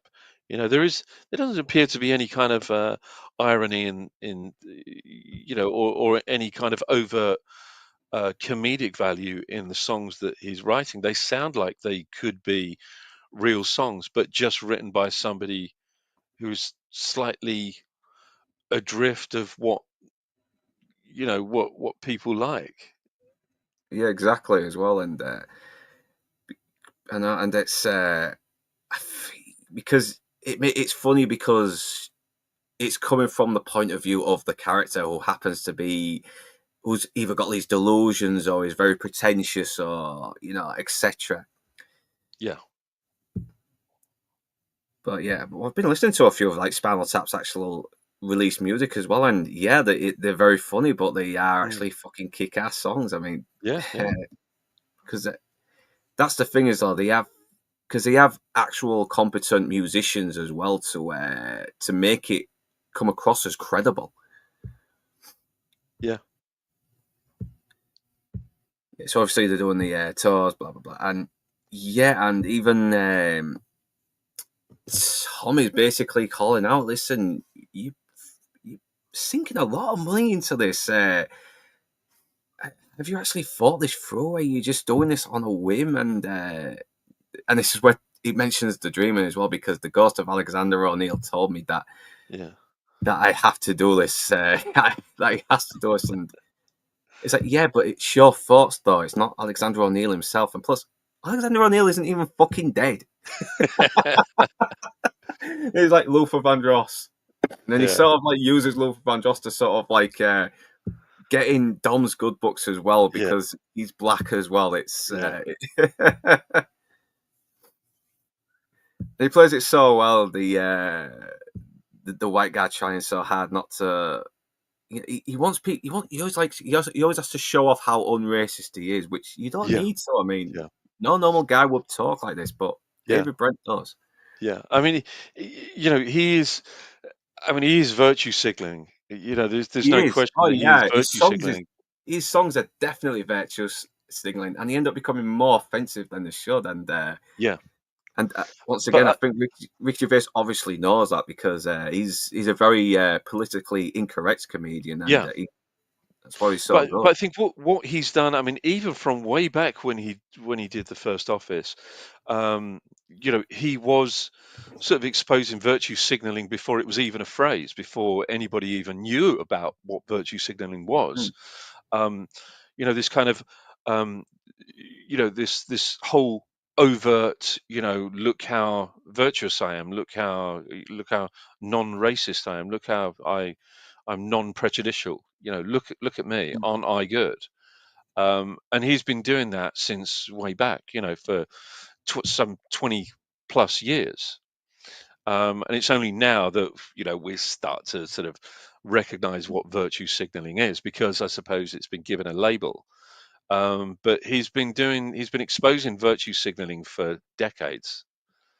I know, yeah, I know, because I mean, he always had like because once again, David Brent's kind of he always has to show off, doesn't he? Mm, Yes, like he's not a bad guy though, but he just doesn't know how to be genuine at some of the mm, times as well. He has to sort of pause a little bit. He always has to say that, "Oh, I like to read a little bit of philosophy," even though he's probably never really picked up a book of philosophy in his life or actually understood the context mm. the way he Yeah, should. yeah. And yeah, once again, Dan just says, "We're staying in these hotels.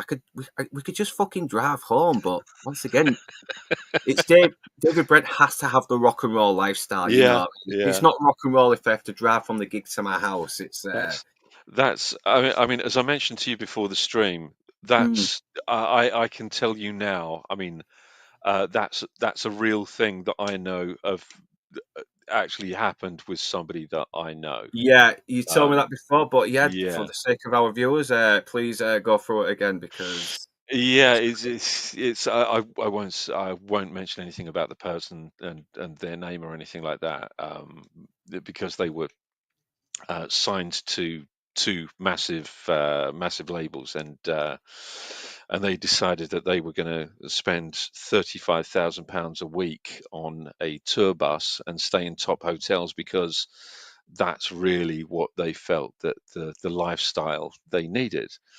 And by the end of a 2 week tour, um, this person had spent, well, kind of with ticket sales, was still £125,000 down after 2 weeks of touring because of all of the payout that they decided to do.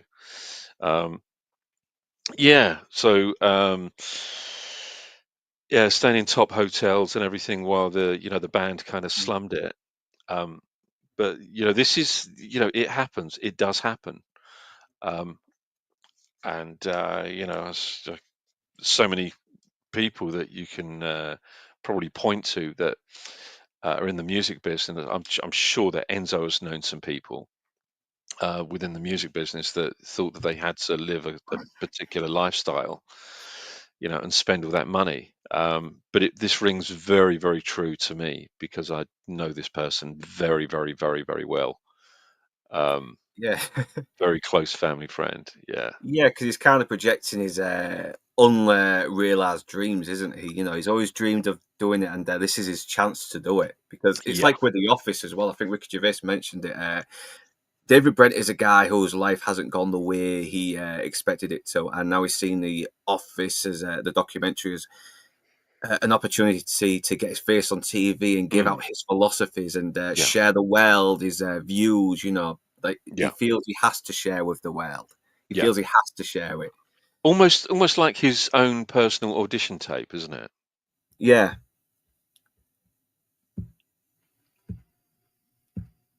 Yeah. So yeah, and this is where he reveals his because he has been working. He's been getting some chances to interview on radios, everything. He's even getting a public agent as well to help out.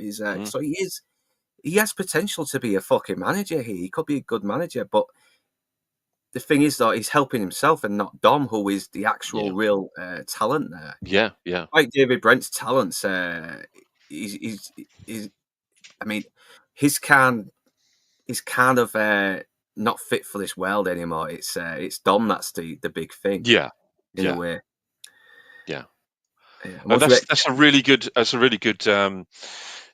of putting it, that he's this isn't his world anymore. This I is, know this it belongs sounds to somebody else. I know, and it sounds a bit cruel as well, but that's the thing with these record companies. They're going to go for the Yeah, next big thing because that's right. they That's the got to get reality of the it. youth. The youth is where all the money is, and Exactly that.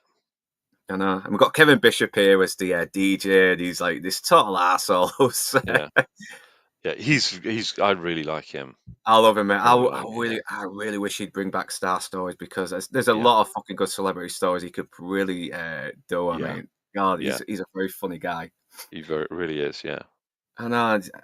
This is it. I mean, this is the guy who was Jim Hawkins in the fucking Muppets Treasure Island, and I don't think we see enough of him these days. I'm real sad we don't. Yeah, and he Yeah. plays the song Lady Gypsy, and Lady Gypsy's a fucking funny song. I mean, the music video just had me cracking up laughing. It is.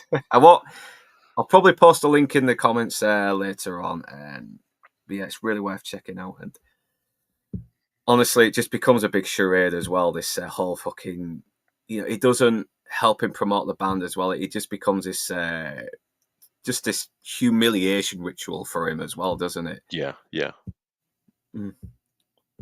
Yeah, because I mean, they aren't really out to promote his music. He just remembers him from the boss from Hell, from The Office, and that's it. Because that's kind of cursed him now as well. That's how people are seeing him now, and that's the case with reality shows as well. I mean, you could become a movie star after, but sometimes you're gonna get stuck with that label that got you there. It can be a sad thing. It happens. Yeah, it makes a reference to the call center, which God, that's going to be one thing that dates this movie a little bit as well. Since this, I don't know if that show is still going anymore. I have not watched the BBC in a long time, so I can't really say. And I love how Dom later on says, why couldn't you get the sausage and pie thing right? And he's like, it's not about that.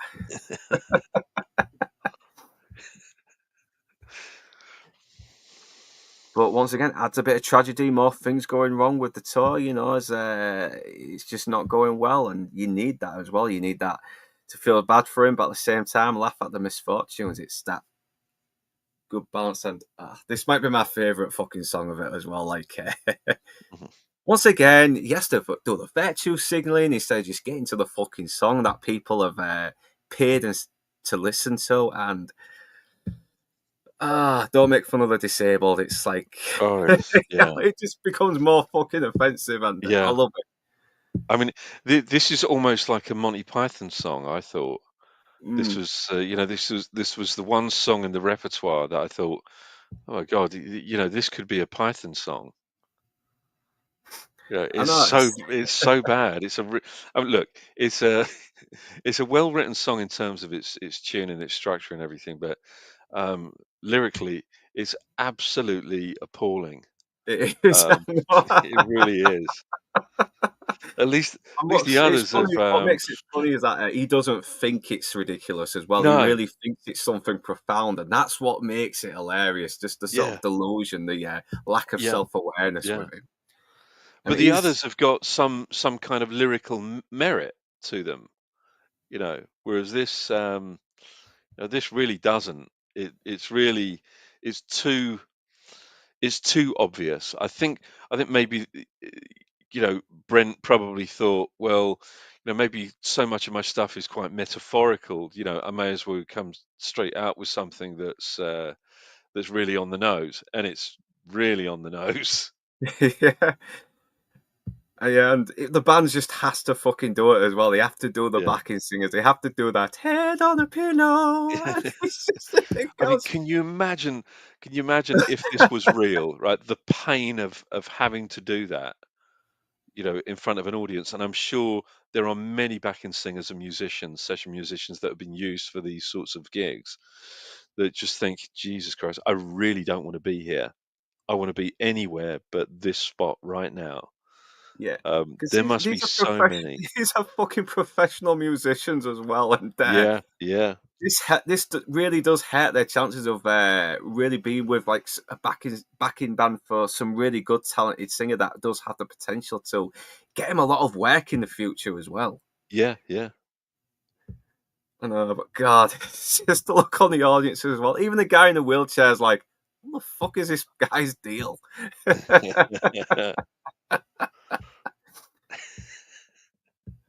uh, but God, there's It's, just something about the reactions as well. I just love a good reaction from people. yeah, It's another yeah, reason why I love the IT crowd as well. Some of the funniest moments in that show is like when someone says, um, where they just look at someone after they say something ridiculous, yeah, like when Chris comes in, Chris Iordi's character comes in and says, "Oh, my parents died in a sea life show," and Moss just looks at him just blankly, pause. He yeah. doesn't say anything for a few seconds, and he goes, "A sea life show," and it's yes, a sea life show. And they're not even saying a one liner or anything. They're just responding to something in a Yeah, way that just makes the situation funny. yeah, Because yeah, yeah. Again, great writing. exactly, yeah. Perfect I mean, casting, great yeah, writing. comedy isn't just like funny one-liners. Sometimes it's just the situation and how it Yeah. plays out. Which is funny. I don't know. I don't know why, and this is completely sort of off topic. So it'll only take me a few seconds. The one that just literally sprung into my head was when Roy goes out on a date with that girl, and he's got some chocolate mousse on his head, and she thinks it's shit. Yeah, Remember? it's never the one-liner. It's just like you got shit on your head. It's like, Yeah. Yeah. and he's got no idea it's on his head as well. He's Yeah. like, she's looking at him all disgusted, and it's Yeah. like, And then when he goes back to the office, and Jen comes in, and she's got a bit of chocolate on her head, and she goes, "Would you like to go on a date with me?" and her boyfriend walks in. And she's like, and she, and Yeah, she it's not responds like shit. yeah, she responds like an actual human being would in that situation. That makes Yeah. it funny. She actually wipes it off and licks off as if that makes it clearer that it's not shit on her head. It's Yeah, yeah. That's a terrific show. But again, like this, very, very good writing, really well crafted characters, and I think you'd have to go a long way to try and find a character that's so well well crafted as this, and it's a carefully meticulously crafted character of David Brent. I Yeah, think he that knows he's what he's doing, Ricky yeah. Gervais. He does, and once again, Dan is he's doing the gig as well because it's gonna help him a little bit as well Mm, financially. But you can really tell he's really starting to feel a bit bad mm. for Brent here as well because no one's coming to the gigs and he's still throwing more money into this. Is Yeah, yeah.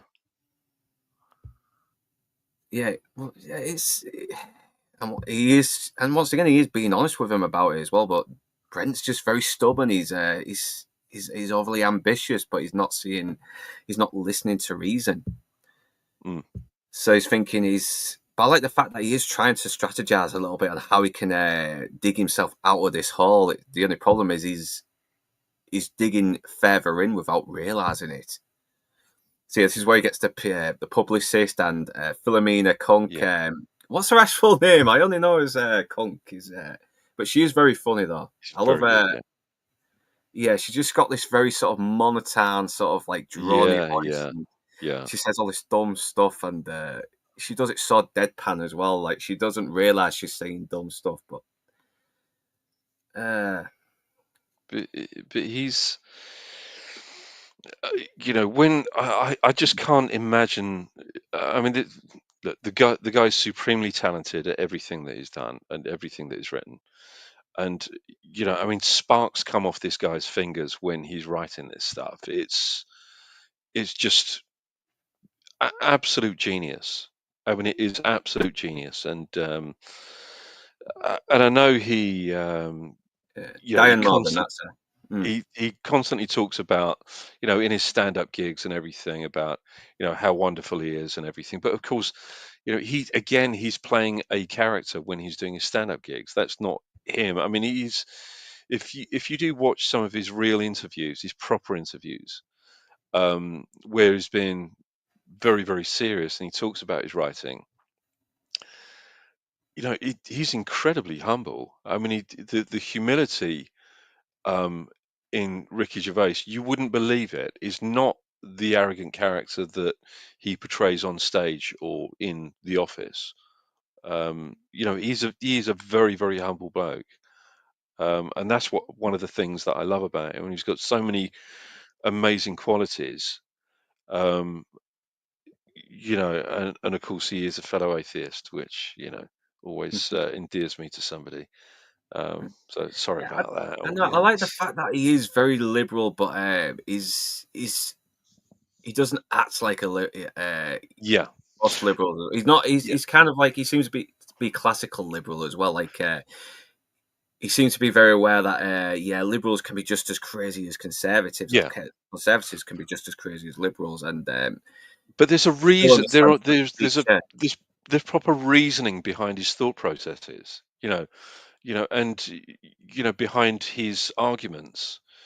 You listen to the reasoning behind what his opinions are. He has a reason for those opinions, um, and he uses logic. I just, like I say, I think when he writes this stuff, there are sparks flying off the guy's fingers when he writes this stuff. It's just, I mean, it's absolute magic. Yeah, because he did the same with extras as well. He loves sort of like Yeah, bringing out the delusions, the yeah, sort of like the cruelty of the industry. yeah, Whenever he's talking about it, yeah, where it could be the media itself. mm, Yeah, yeah. and obviously she's kind of playing the same thing here a little bit as she does, but once again he does the PR, and he's just another guy with a midlife crisis. He just looks Mm, terrible as well. yeah, yeah. It just no, he's not a good look, man. Jesus Christ, he looks like he's about.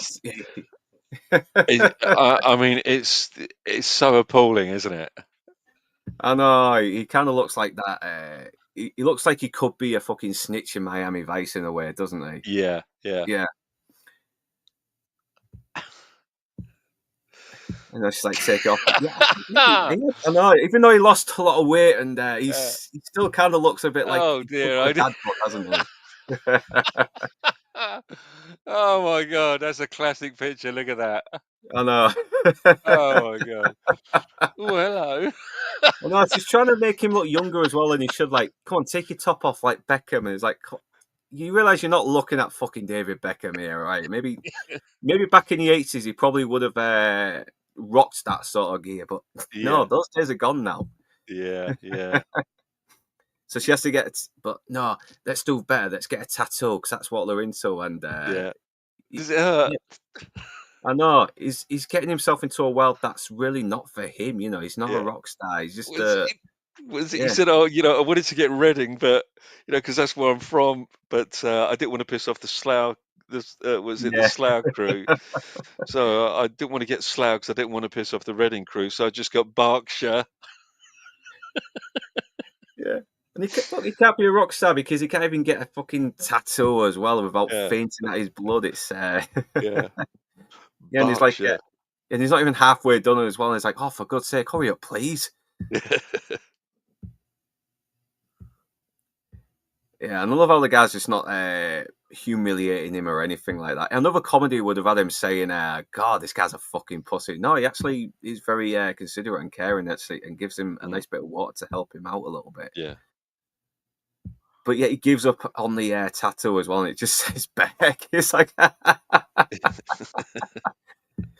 you can feel sorry for him, but God, when something funny happens to him that gives him a bit of misery, it's still bloody funny. yeah,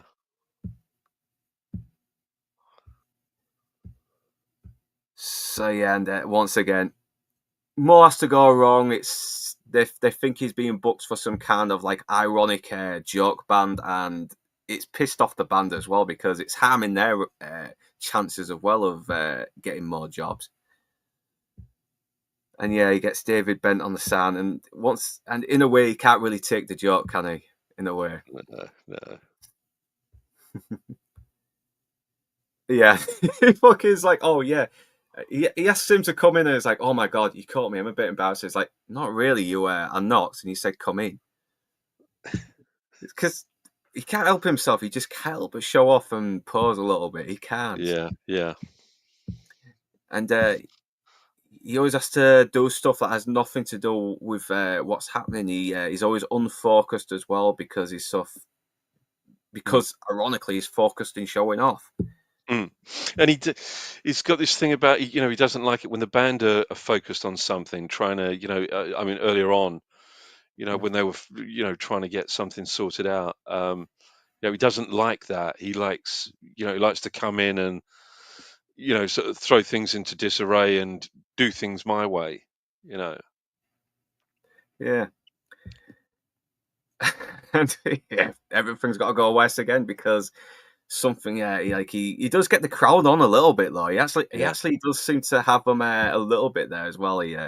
But once again, any chance of winning this crowd over, he fucks it up a little bit more, and he's even with the t-shirt thing, and Yeah.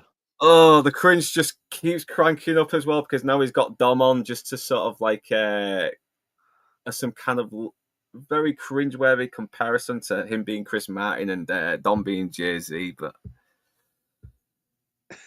and then we get the other great song as well, Equality Street, Yeah. and Yeah. and he gets a chance to shine a little bit as well with his rapping, but unfortunately, he's rapping lyrics he hasn't written.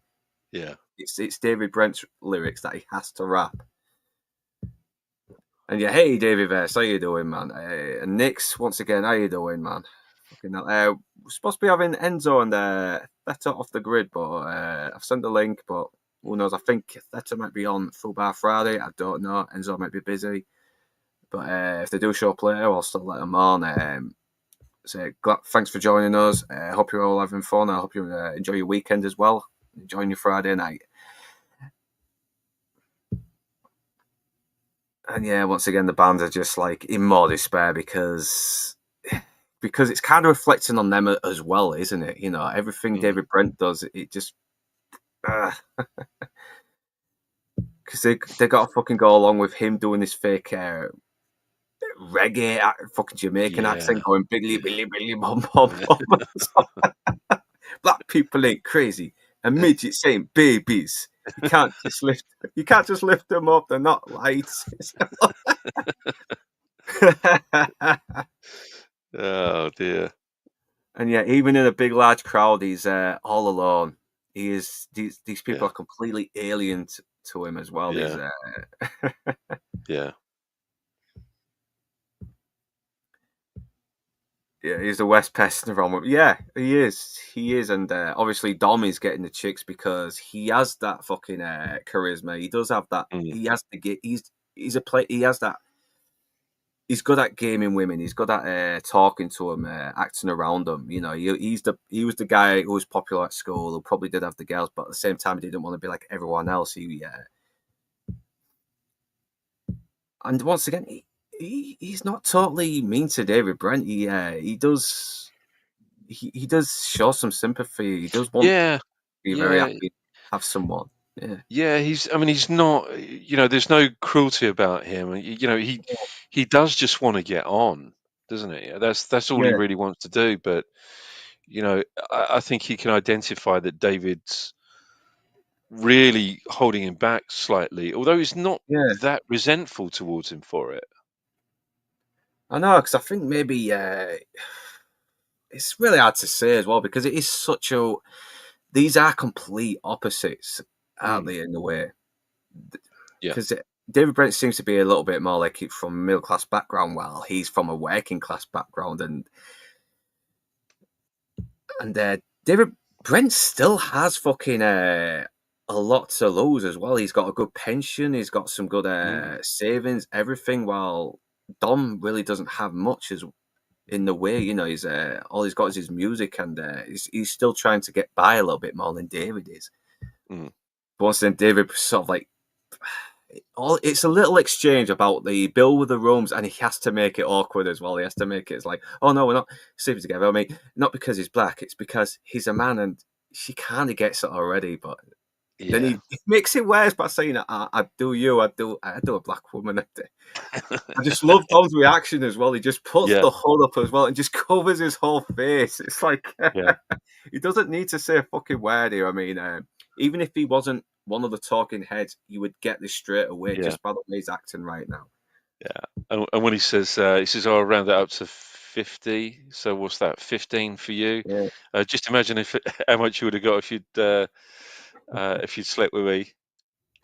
I know, and I love how he uses that analogy of I can literally hear him collapsing. I could Yeah. hear him collapsing. Yeah. And once again, he sees through David Brent. He's like, he knows he doesn't have to try too hard. Mm, He yeah. knows. Yeah. And he's like I say, there's no cruelty about him. I He know doesn't take the piss out of him. He doesn't kind of take advantage of this good-natured person. And exactly. he is And good-natured. He's, deep down, he is a very good-natured person, but he's just slightly delusional. yeah, he's delusional, and yeah, he's a little bit selfish as well. Yeah, Mm, we kind of saw that a little bit in the office before. yeah, Obviously, Nigel's he's trying to sort of have a little bit of. He gets a call from David Brent as well, and yeah, mm, David Brent is. He's got it on speakerphone as well, which comes to a very funny moment. yeah, He's obviously feeling real down as well. This gig is really getting to him, and Joe Hartley's character, overhears him. But I love how they do use the Rocky Six analogy as well, because it is kind of an obvious yeah, one, but it is one that I can't help but share the sentiments with as well. But and David Brent's like, yeah, but it was boxing, mate, and it's like, yeah, but Nigel is kind of taking it on a little bit as well. He's kind of seen it as a way to help him get through the day as well, yeah, because yeah, he and David Brent's alike. They're not very happy people. They're very alien to other people, I should say. mm, Yeah, the difference, very interesting difference between the outside and first-hand perspective of a rock star interacting with a crowd. Yeah. Yeah, from the outside, it looks like they're having a blast interacting with the crowd, but when you're on stage, there's no real tangible connection, like in a one-to-one conversation. Yeah, you see that with rock stars as well. I mean, I think Better yeah, Man did a good job of that as well, where he had all these people adoring him, but at the same time, he was he's just felt more alone as he, Yeah. especially when he was out with Nebworth. Yeah, it's a very underrated movie, and I might give that another go. I think it deserves another chance. But moving on, yeah, doing awesome. Watching Wally while after a while boosted my morale for sure. How about you? Oh yeah, yeah, because they're talking to Proctor File, and yeah, good to have a little conversation going. Keep the conversation going. Mm. Yeah. Yeah, he's a lovely guy, him. Mm. Proctor File, really smashing fella. Yeah, and I'm going to try and get you on another time, mate, if you can. I don't know if you're able. You know what? I might send you one if I have you somewhere on X. Let me try and find it.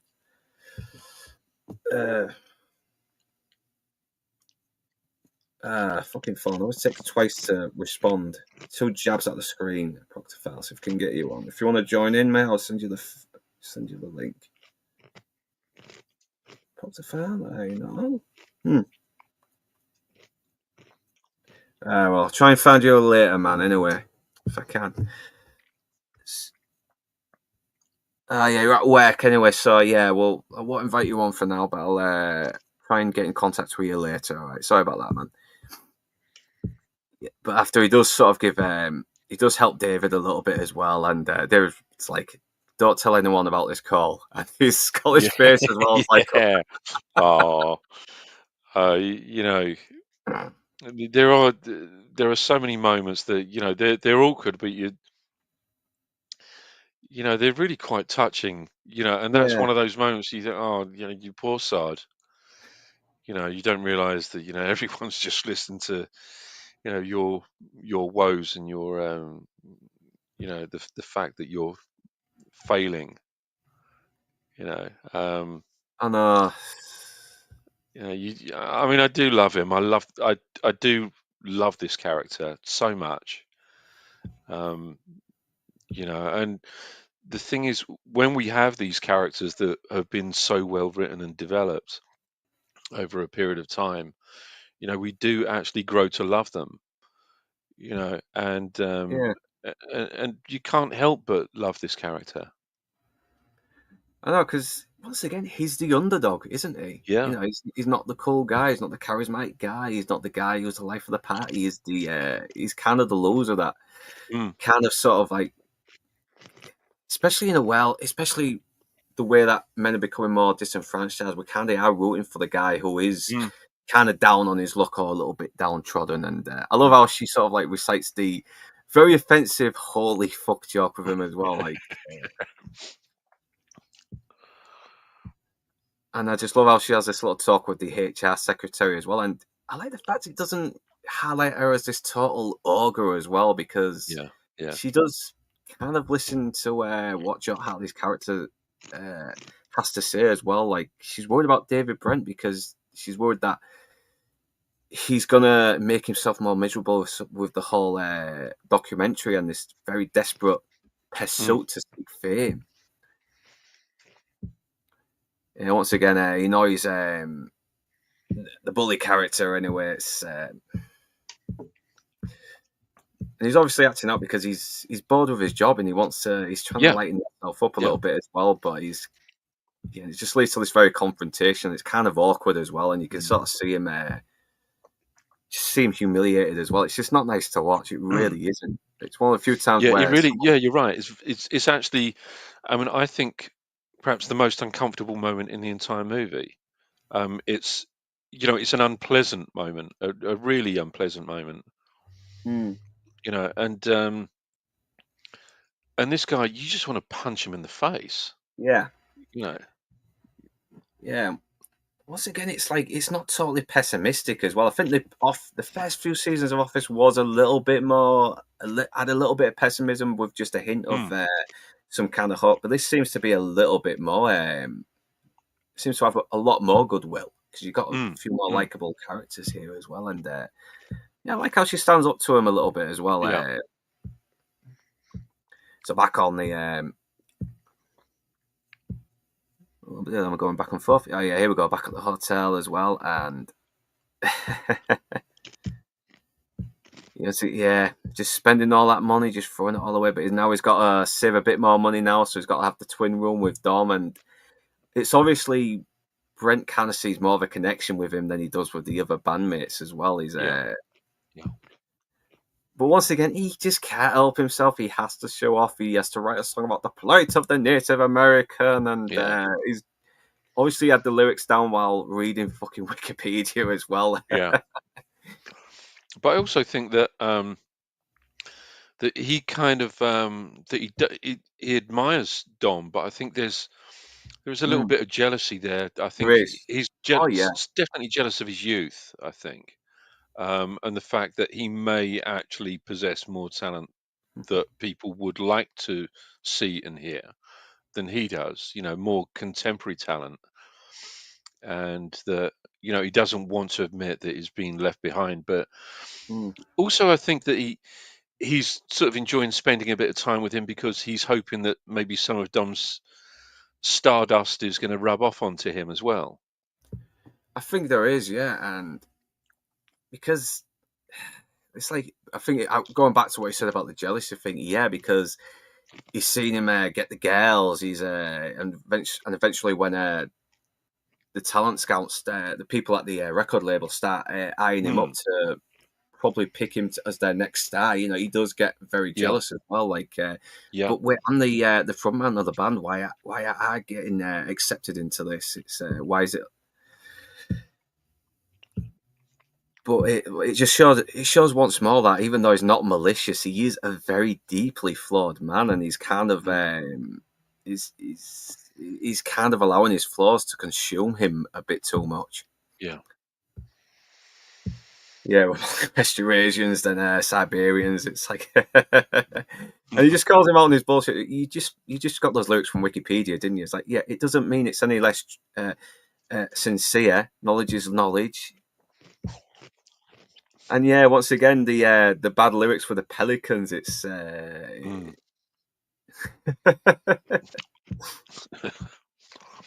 it's the misunderstanding as well, with him trying to explain it or trying to at least trying to justify it as well in a way. Once again, Dom comes across as the more knowledgeable out of them both. And that's the thing, when somebody thinks they know best but they don't, they'll refuse to take the advice from somebody who does. Yeah, because there's still that ego with David Brent. There's still that arrogance a little bit. Yeah, and that's that's precisely what ego does, isn't it? And and the way I just think it's genius the way he's managed to sort of capture all of those personality traits, and you could actually put that, how he's put that into just one very, very small scene. I mean, how, it might look a simple thing to do when we watch it, right? Oh yeah, well, all he's done is he said this and the other character said that, and then they've done this and then they've done that, and that's it. Bob's your uncle, the scene's over, and they've given all of the information. But to actually think about that, to think about conveying all of that information that is so telling of a person's character, is a very difficult thing to do in a small space of, in so many words. It's so difficult, and screenwriting isn't easy, but it's people like him that makes screenwriting look so simple, but it really isn't. It takes real talent to do this. Yeah, I've tried to do. I did used to do a little crack at it sometimes, but I ended up kind of like picking up plot holes and writing it, and then writing myself into a corner all the time. Yeah, it's a fucking hard thing to do. I mean, I probably should try another crack at it just to see if, right, not to send it out, but to see if I can complete something. that's great. I mean, that's No, great. I no, I mean, need it's to great do as an that. exercise. No, yeah, I probably should do probably do a bit more planning as well, so I can try and get something down. I've got some ideas. It's just I just can't seem to fucking make anything substantial with them at the moment. So, but I'm all right. I'm still okay to just let people who know what they're doing stick to that stuff, at least for now, until I can figure that out. But if I do figure it out, I will let you know and I will get it done. But moving on, we once again he's kind of like contradicting the poem about Slough, because he does seem to have some kind of fondness for the city despite its mundanity as well. And I don't know. He does seems very genuine as well and sincere out of all of his songs in a way. But the lyrics are very bad, and he's too delusional to realize just how bad they are. Yeah. Oh yeah, this woman as well. He gets the fucking t-shirt gun and fucking shoots her in the face as well. It's just once again, you just watch it through your fingers. This poor lass just gets shot in the face with a t-shirt gun. Yeah, and I love the band's reaction. Yeah, just when it couldn't get anywhere, he shoots a fat lass in the face with a fucking t-shirt gun. And he makes this little comment. It's like, well, she can keep the t-shirt, but it's not going to fit her. Yeah. Inside man. Oh shit, is he on? Is he off? Oh fucking hell! So I was looking at the slides. It was covering up the bottom of the screen. Where are you, man? Try and see if you can jump on and off, and I'll try and get you back on, man. Okay, we'll give it a couple of minutes. So yeah, in a minute we'll just watching G20 for Tuesday. Make sure you guys do the same. Oh, I'll try and watch that. Yeah, no, Lance, no, you gotta be joking.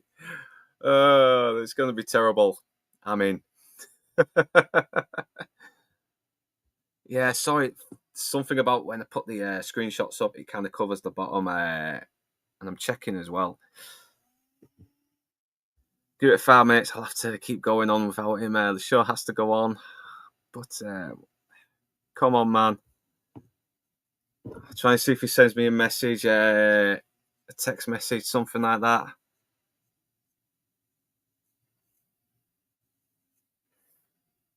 So yeah, go through the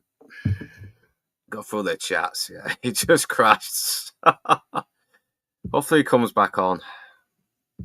Yeah, he always has trouble in his area.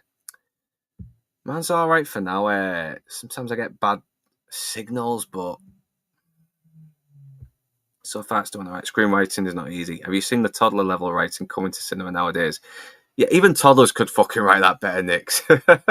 After stuff I say. Waiting for the inside man, life on the road. Yeah, we got to make that. Yeah. And so yeah, thanks for dropping in, Lance. Don't know if you'd be out raving bar now. It gets still early. You know, you got to be out really fucking 3 o'clock in the morning. That's when it really starts. Yes, taking a break at work, Proctor File. Once again, good to have more people here. It really is. We'll try and continue the show and hopefully he pops on later. Yeah, once again, David Vest, good to have you on, man. Yeah, we do need more Ricky in more movies, but the powers that be will allow it, not in current times. Yeah, because he fucking does not play the game. He's one of the few liberal comedians who's not playing the fucking political correctness game. He is being honest. He is sticking true to his morals. I mean, I am in fucking total admiration with him to this day. I thought it was Ricky Gervais in the thumbnail. Yeah. Oh. We're fueled by delusions of grandeur. Yeah, we are in a way. I mean, fucking hell. I mean, if I wasn't fueled by any delusions, I probably wouldn't have started doing this YouTube channel. So, yeah. Whoa, what about a sexy 50-year-old silver fox? I make younger ladies, make them younger ladies look good. Yeah. I often say to my co-workers, don't pretend my inappropriate comments aren't what gets you through the day. Yeah, fucking hell. Have you seen Mickey Rourke in Big Brother at the moment? Fucking, the fucking media is really going out saying fans want him kicked out, but every fucking comment I've been seeing contradicts what they're saying. Is we're saying homophobic stuff like I'll tie her up and get the gay out here, but apparently the lesbian who he apparently offended said the same back, so I don't know what the fuck is happening there. I've not watched it, but I would not be surprised if Mickey Rourke was just trying to have a bit of fucking banter and from what I saw the clip, the fucking woman who he offended said that her girlfriend was non-binary. So yeah, I'm on. She's automatically got me off her side and got me assuming she's just an idiot who can't fucking have a bit of banter and has to be offended about everything. So I'm not gonna watch Celebrity Big Brother, but I'm just gonna fucking cheer on Mickey Rourke anyway. Fuck it. He's a fucking nutcase. I don't always like him. I don't always agree with him, but he is fucking honest. He doesn't have any filter. So yeah, I think Nosfire got inside, man. Blagged. I was referring to as Americans, we're delusional as hell, but we get shit done. Well, I don't think us Brits are any different these days as well. Fucking, if you look at the people that go in like Big Brother and Love Island, we're kind of delusional ourselves a little bit. Our media's kind of made us this way even more.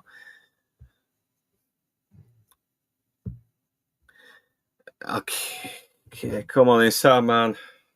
Come on, I can do it by myself, but I don't want to do it without you, man. I always like having you on.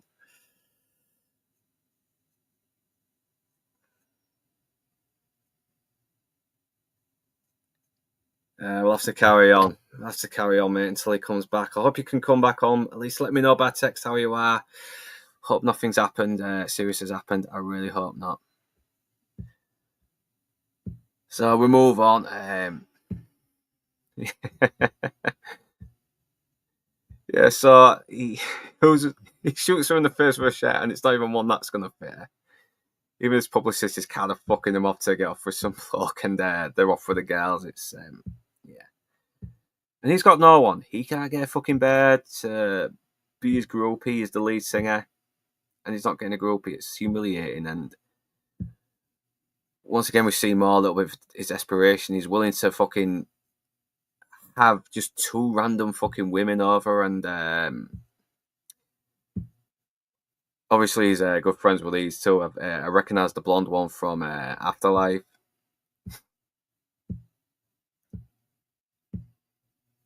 And obviously, and yeah, he just sort of manages to, I use the term loosely, charm them into coming back to the hotel with him. But I'll give credit though. I mean, they don't sort of fuck him off and think he's some kind of creep. They actually do kind of go along with him, even though they are basically scavenging off him a little bit, though, especially the £25 little champagne bottles. That's really going to knock him back. Once again, they don't start. The blonde one seems to be a fun woman, and then we get the other one who's just really just gobbling down all the fucking snacks, everything. She's and the night goes well. It's like she's got all the bits and nuts from the snacks stuck in her teeth, and once again, he makes some kind of mundane conversation, and he's like, "Oh yeah, it gets worse when you get old and you get that smell." And it's like...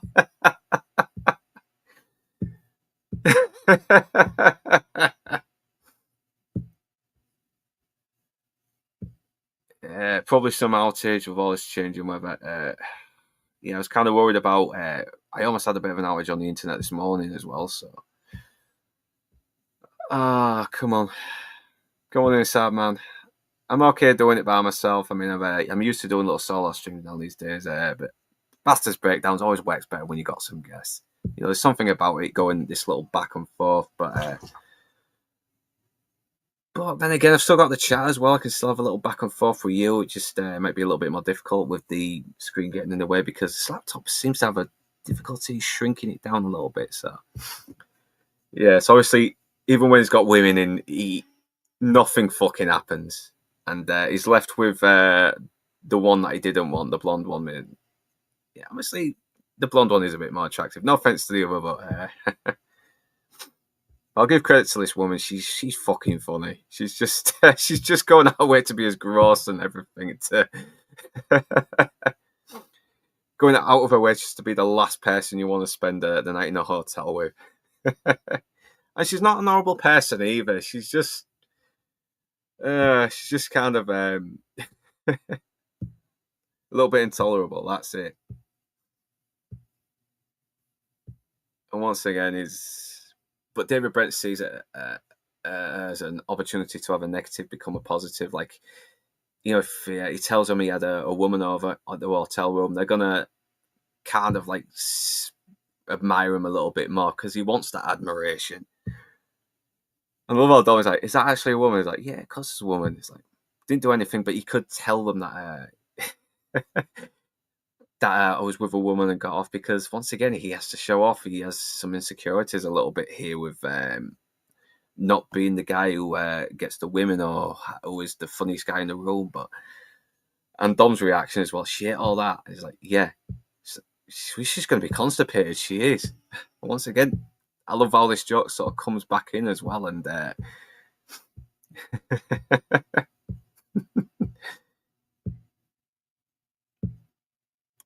£200 less. Christ, man. Okay, let me check. See if Inside Man's come back. No, he hasn't.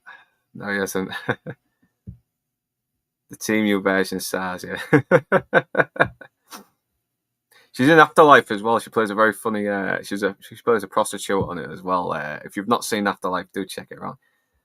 Little over, if you want, you can stop and call it Part 1. Inside Man seemed animated by this movie, so this, for lack of a better word. So Inside Man could be on it, could be better. Just saying. Think I did. I'll try and make it up to you, Inside Man, but there's always a chance he could come back on. Let's hope he does. Man. I hope he does.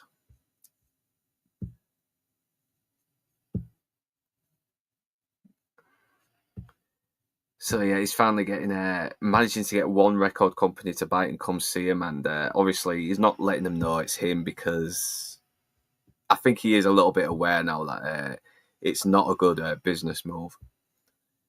So he's just playing as the manager. Yeah, it's his fucking name, but he's passing it off like the fucking band made the name up.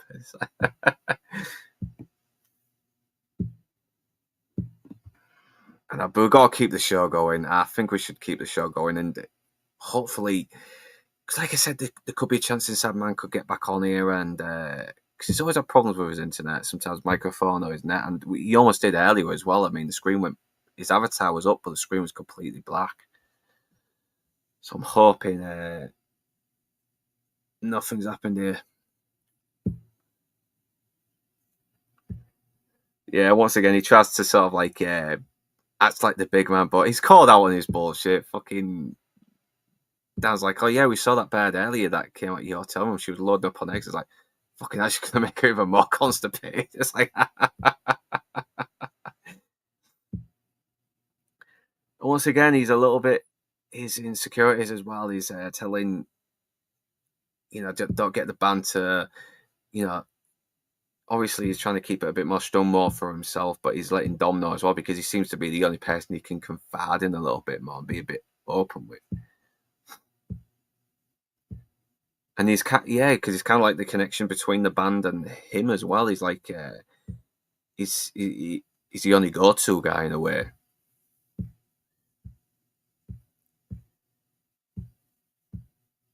Yeah, but obviously he wants to get the band to talk to him as well. Because I think he does want to actually connect with him as well, but they're willing to only do it if it's like £25 an hour and he buys the drinks. And I did kind of sort of think maybe these guys are being a little bit shitty now. A little bit, but they do kind of get a little bit of redemption arc in the end, which I won't go into unless you've seen the film. Blah, blah, blah.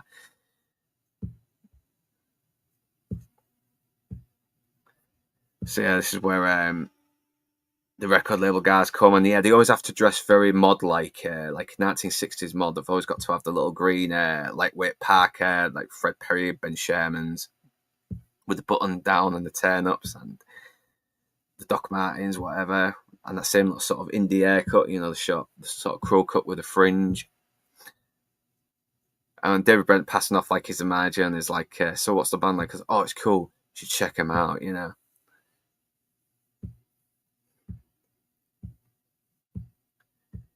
and he makes a little dig at Sting not being cool. And yeah, that kind of goes to show him as well. Like, Sting was good in the Police, but no, that shows how David Brent kind of is not the cool guy he thinks he's supposed to be.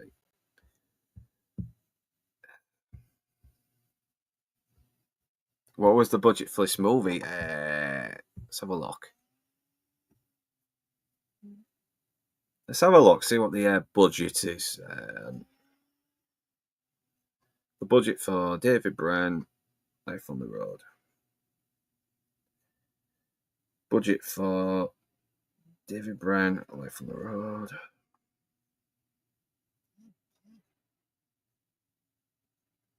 Yeah, looks like the internet's gone down. Yeah, you should be back soon, hopefully. We're still going to keep pressing on. I'll keep you up to speed, Inside Man, if you can. Sometimes these things happen. Hopefully, even if I do finish before he gets back on, hopefully he can still elaborate on some of his points. So yeah, where was I? Budget for David Brent, Life on the Road. Brent, Life on the Road. About 10 million in Great British pounds, and it grossed a 5.2 million worldwide against a 10 million budget. Oh, Jesus Christ, man! Really? So look a bit more into this anyway. Damn, man! Tomato scores at 58%. Fuck off! I mean, it's not as good as The Office, but come on, man! Damn, man!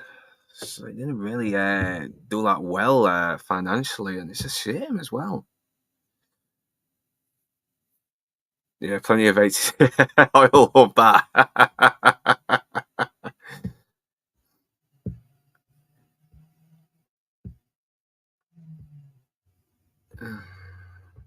Yeah, when an old man says we're going to get a little bit funky, and it's doing a song where he's doing it through the eyes of a rasta, it's like, oh my god, it's once again. And the record label guys are like, yeah, Pog is his name, yeah.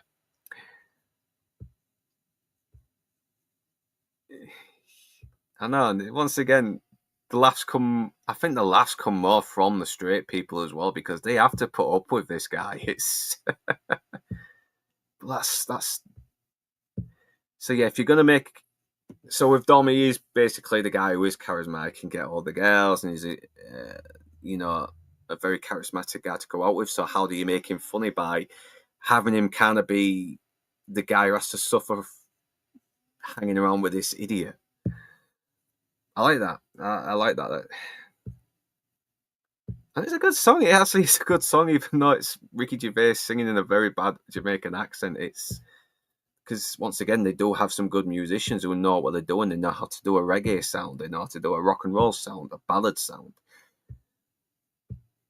And the lyrics are just so cringeworthy. I mean, I don't hang out with Rastafarians, but I don't think Rastafarians would... this is an accurate representation of being a Rastafarian.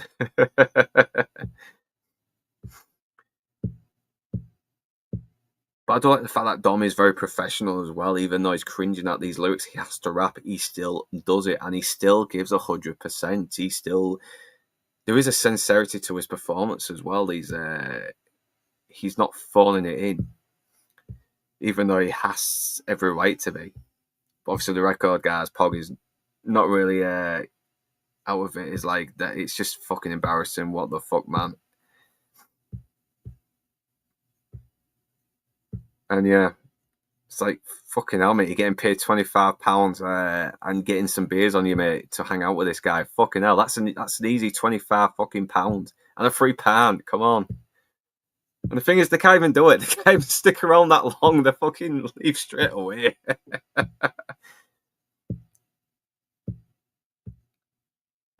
Yeah, they just listen to Brent just fucking prattle on about some bollocks, yeah, they can't even fucking earn 25 fucking grand. Sorry, 25 pounds here. An hour. It's just too much. So I've got to keep going. And obviously, Dom's about to leave as well. And he's like, well, I can't go with him. And Brent's like, no, you stay here as well. It's like, that's again, Dom has to stick with him. And it's like, he's got to keep him quiet as well. He's like, you're my N-word. He's like, he's trying to keep him quiet.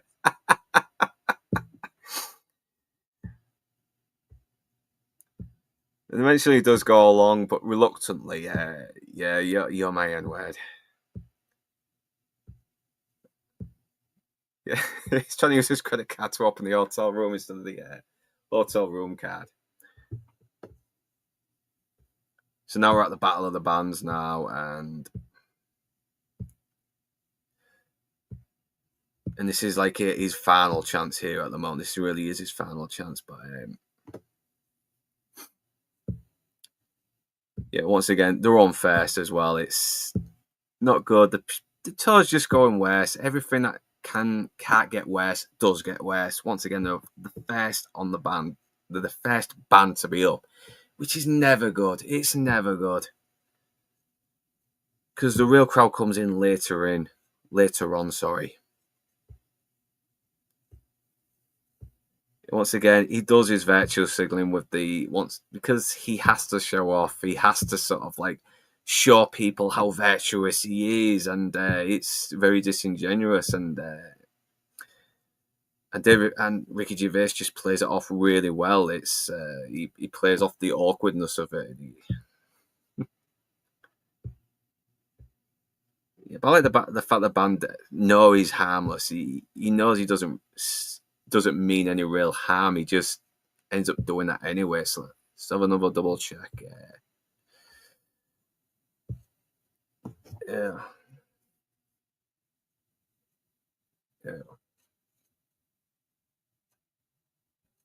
I'm just messaging inside man now. I think he's watching. No, he's not watching because fucking hell, the internet's down. Sorry, man. Sorry.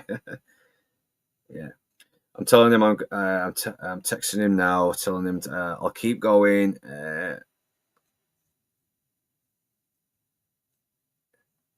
Get back on. If I end up finishing before that even happens, then I'll just invite him onto another stream, and hopefully the same thing doesn't happen.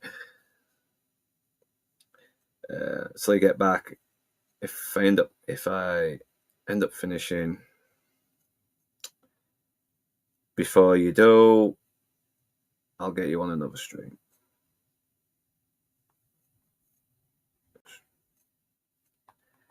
Send it to him.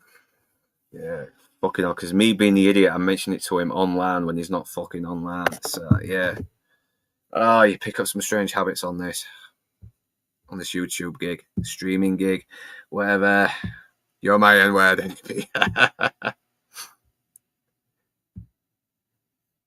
Yeah, I've done that. Okay, so. But yeah, the 10 million budget and only grossing 5 million. Thankfully, I don't think it's affected Ricky Gervais because he's still got plenty. Anyway, he's made loads.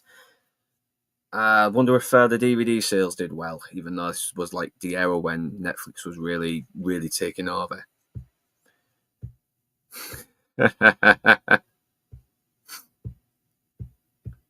Oh, those fucking lyrics, man. God, only David Brent could write these kind of lyrics, and yeah, you can really see the reality is dawning on him, and obviously because Dom didn't go on because it's obvious why. It's like listen, I'm not even Native American yet, but you're the closest thing we got. It's like, but just in luck, the mod band.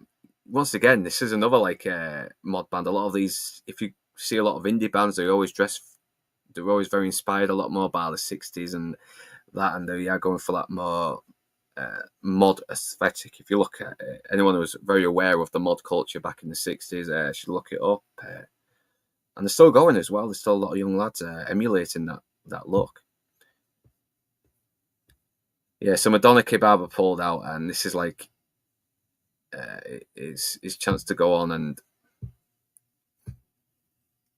But no, Dom finally sort of like takes charge a little bit as well, and he's like, he says he can do it, and he ends up fucking killing it. He really does. And unlike his lyrics, there is a genuine passion in what he's doing. He's not showing off. He's not virtue signaling. What he's saying is very raw and honest. And he's getting the crowd on his side as well, because they know he's being honest. They know he means it. They know he means every single word he says. Well, David Brent's doing stuff like "Don't make fun of the disabled." It doesn't feel genuine, and you can see the jealousy on his face, the bitterness as well. Once again, you kind of feel a bit sorry for him as well. You kind of feel sorry for David Brent a little bit.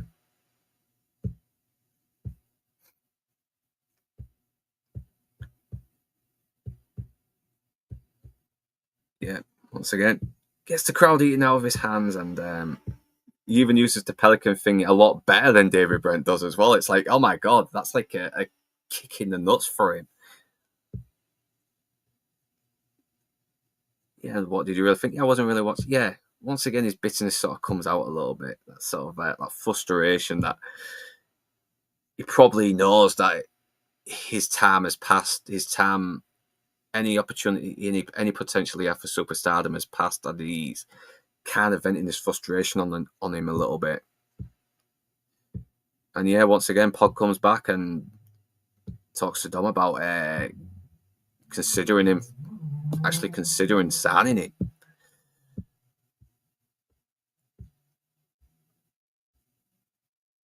Yeah. And obviously he's practicing, he's rehearsing in his head, his lyrics as well. He's really working. And David Brent's pretending that he's looking out for him a little bit, but really he isn't. He's sort of like trying to sort of maybe make him a bit more skeptical and suspicious, and put him off it a little bit, because it's like his last sort of like defensive resort in a way.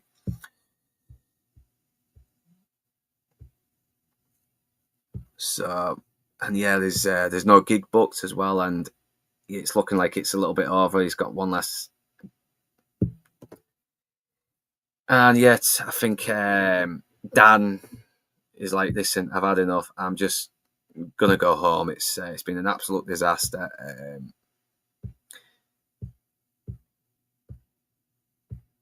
And yeah, once again, one of his great ideas. He talks about something, he read an article about a dying kid, and how he's wrote a song where he's singing this to him on his last dying wish to see Santa Claus. And once again, there's a genuine sincerity behind it, but when it's David Brent, you know he's kind of playing up for the cameras here a little bit. And yeah, he wants to have snow, and it's going to cost more. And Dan says, enough is enough. What is it? You don't need to be admired by fucking people. You don't have to be this rock star to have some kind of meaning in your life. It's why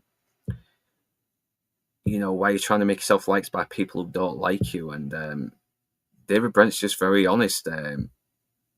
It's also one of the few times where he's not bullshitting. He is being himself. And yeah, he asks, "Do you think I'm a prat?" And I love that. I love the honesty here as well. You need that. You sort of need that. It's very emotional, and the actors do play it very well in this scene. It's because as much as funny as it is laughing at David Brent being an idiot, there is something that very relatable about him, that there is a part of him that's us as well in a way. And yeah, he really does talk to him about it. He really sort of knocks him back down to earth a little bit, and he even offers to actually pay for the next gig for him as well. He's willing to do this as well and be a friend to him. And it's touching, really fucking touching. That's really touching stuff. It's like, so like me, it's like, don't make me say it again. And it's like, yeah, you don't need the snow, okay? Yeah, they're not going to use the snow. They're going to have that gig, and it's yeah, they're going to play the gig and that's it. You don't need the snow. It's definitely not going to have some emotional payoff. I mean, this isn't Friends. So he does this fucking song and it's cringe, but once again, the melody is very emotional, and even the band is looking back on it a bit more, thinking to themselves, you know what, it's not been how we wanted things to pan out. This is not the kind of tour we really wanted, but at the same time, it wasn't boring. There was something interesting, and it is giving us something that we could talk to and have a laugh about with it as well. It's memorable. Sometimes that's one of the things that's very important. Sometimes you don't need everything to be perfect. It just needs to be interesting, and most of the time, not as interesting in a way that you wouldn't expect it to be. It's what makes life so interesting.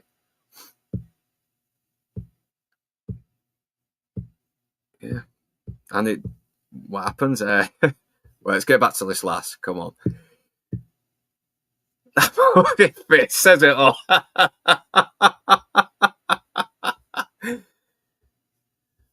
Oh god. I don't know who these extras are, but they got some fucking good extras to do these reaction shots. Plenty of movie we can abuse his inside thoughts. Inside man doesn't seem to run out of things to say, so no more reason to make him join up more. You can read the need for human touch on his character. When you have nothing, the promise of almost something can boost your ego to rock star levels. That's a good point there. I don't know if this film actually turns into a Christmas movie at the end. I don't know, but yeah, they get the snow as well, and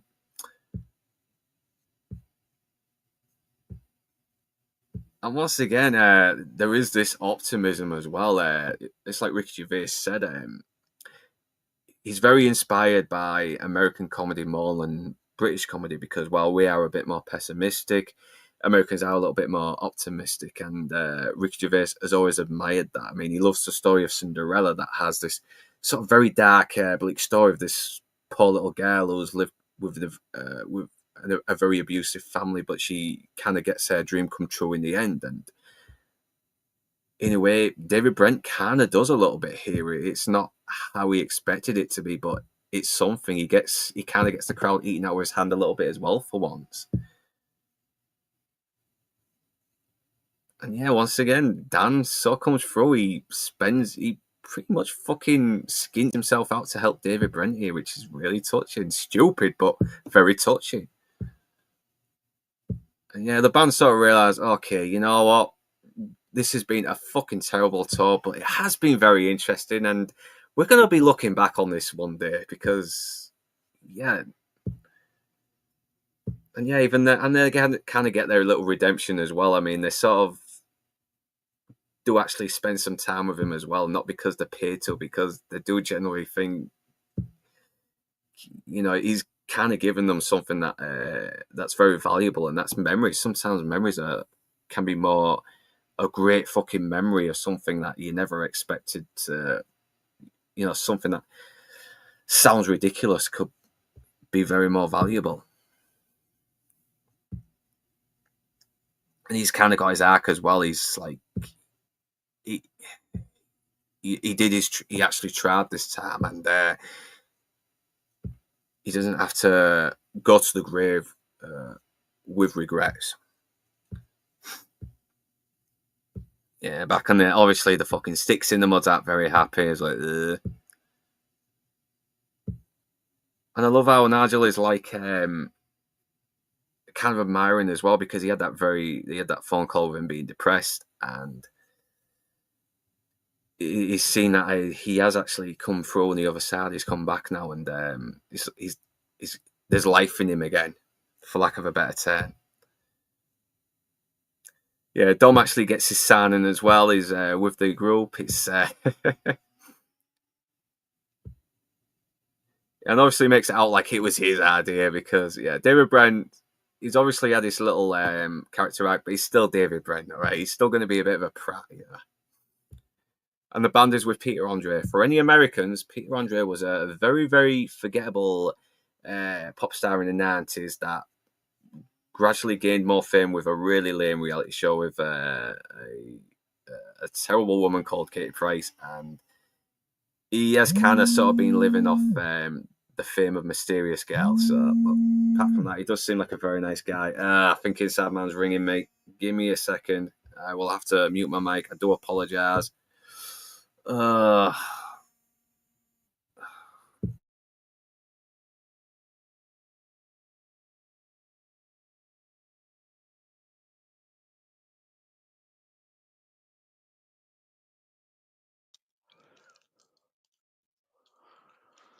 hey, how you doing, man? I know. Yeah, Oh, I'm sorry about that. I know. I didn't see it because I was doing the slides. It covers up the Yeah, bottom screen, so I do yeah, apologise. Yeah. yeah. I'm so sorry about that. It was they were doing some work on the cables and everything earlier on this evening, and of course they've obviously done something, and it went down just for a brief period.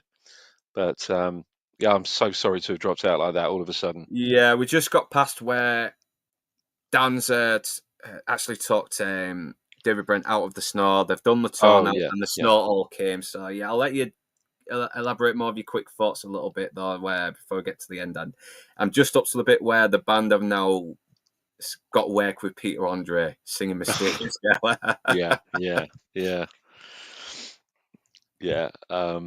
I actually thought that moment with Dan telling him about the snow machine and everything. I think it was a nice little piece to have added in. You know, for someone to have told him outright, you know, look, you actually don't have to be like this to be liked.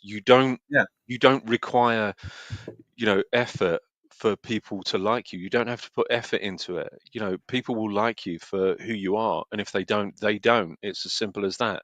But I like you. You know, I know. it was a nice touch. I know, and Dan actually likes the guy despite his flaws, despite the fact he's a walking disaster. And Yeah, I really love that he actually spent his money as well on the snow, and yeah, yeah. That was and you quite can really sweet. see Brent's face as well when it happens as well. It is a very touching moment, and even the band are Yeah, sort of like, yeah, you know what, he's a prat, but and the tour was a total disaster, but I'm never going to forget this tour for the rest of my yeah, life. yeah, yeah, yeah. And also, you know, that I think is, you know, part of that of the story. You know, the band's story that um, however bad moments are, you know, they're still going to be unforgettable. You know, you know, you can still draw something good out of something that wasn't particularly great.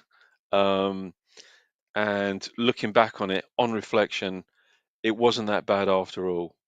Yeah, I know, because now that they sort of see the humour in it, don't they? Because Yeah, I yeah, mean, how else can you not look at it? I mean, yeah, yeah. I mean, it's like, look, we've all had those moments, at those times where we think, oh God, this is a terrible period. You know, everything's going wrong, and then someone will say, well, you know, you'll look back on this and you'll laugh about it one day, and you do, yeah, and it's exactly that premise really that's being told to us in this part of the movie.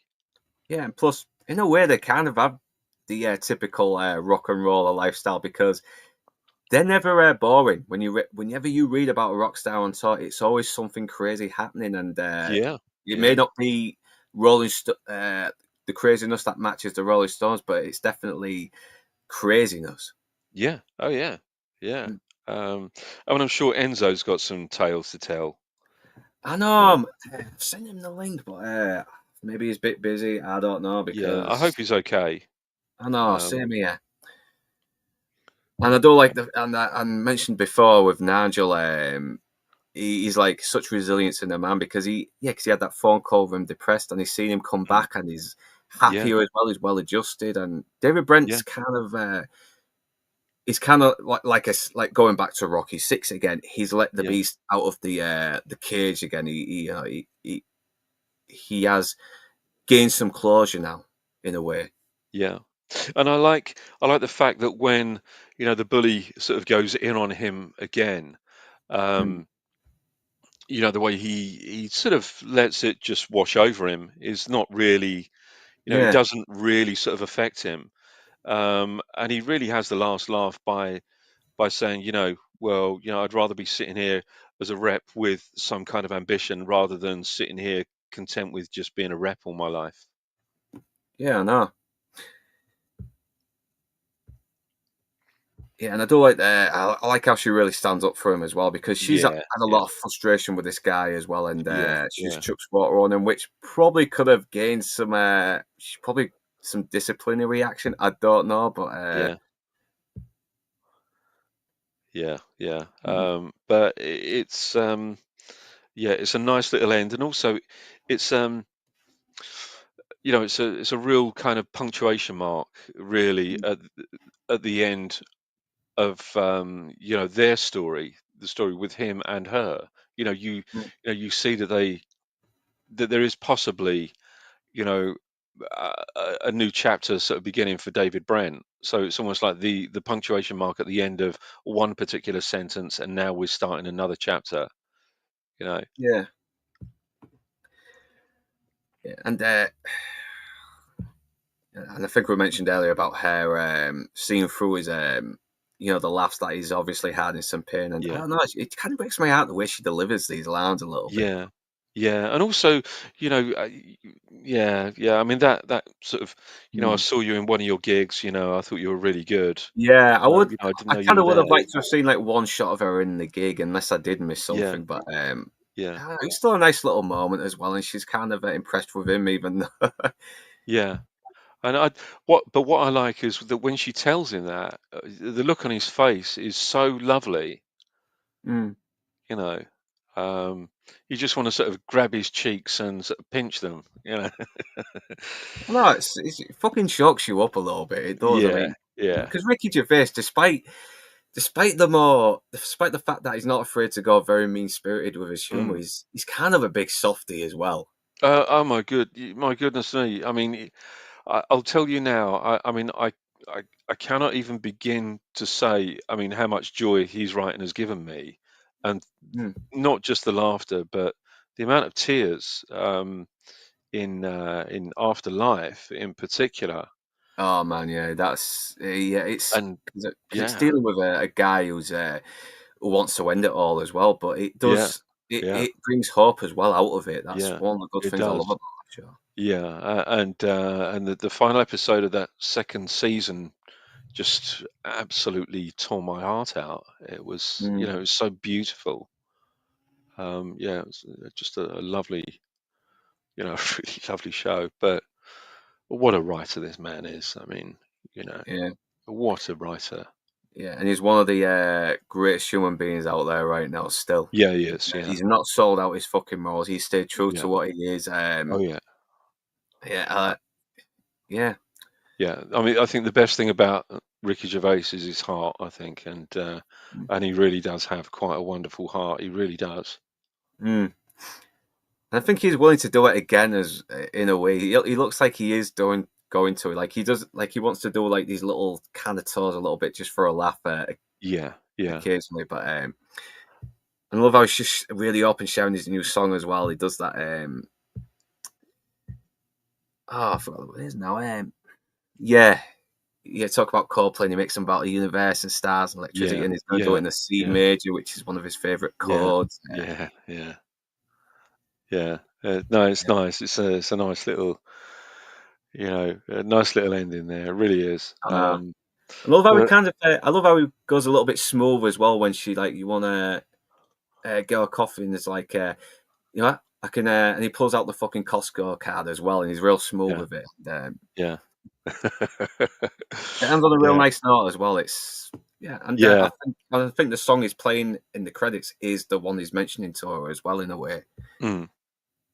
I'll have to look it up. The C major chord, yeah, it's not. As someone who does play guitar, I cannot disagree on the C major chord. I think I like the A major chord to start with if you want to go a bit bleak, but if you want to, no, But yeah, but yeah, I mean, it is a lovely film. It's funny. It's toe-curlingly cringeworthy. I mean, it really the amount of times that you can watch this, and your sphincter will clench and your toes will curl, in sheer sort of almost embarrassment for the guy. Um, but it's all Uh, deliberate. Everything's deliberate. Everything's contrived. Everything is written that way, and and he's a pretty fine actor as well. He really is. You I know, know. I think there was a what was it?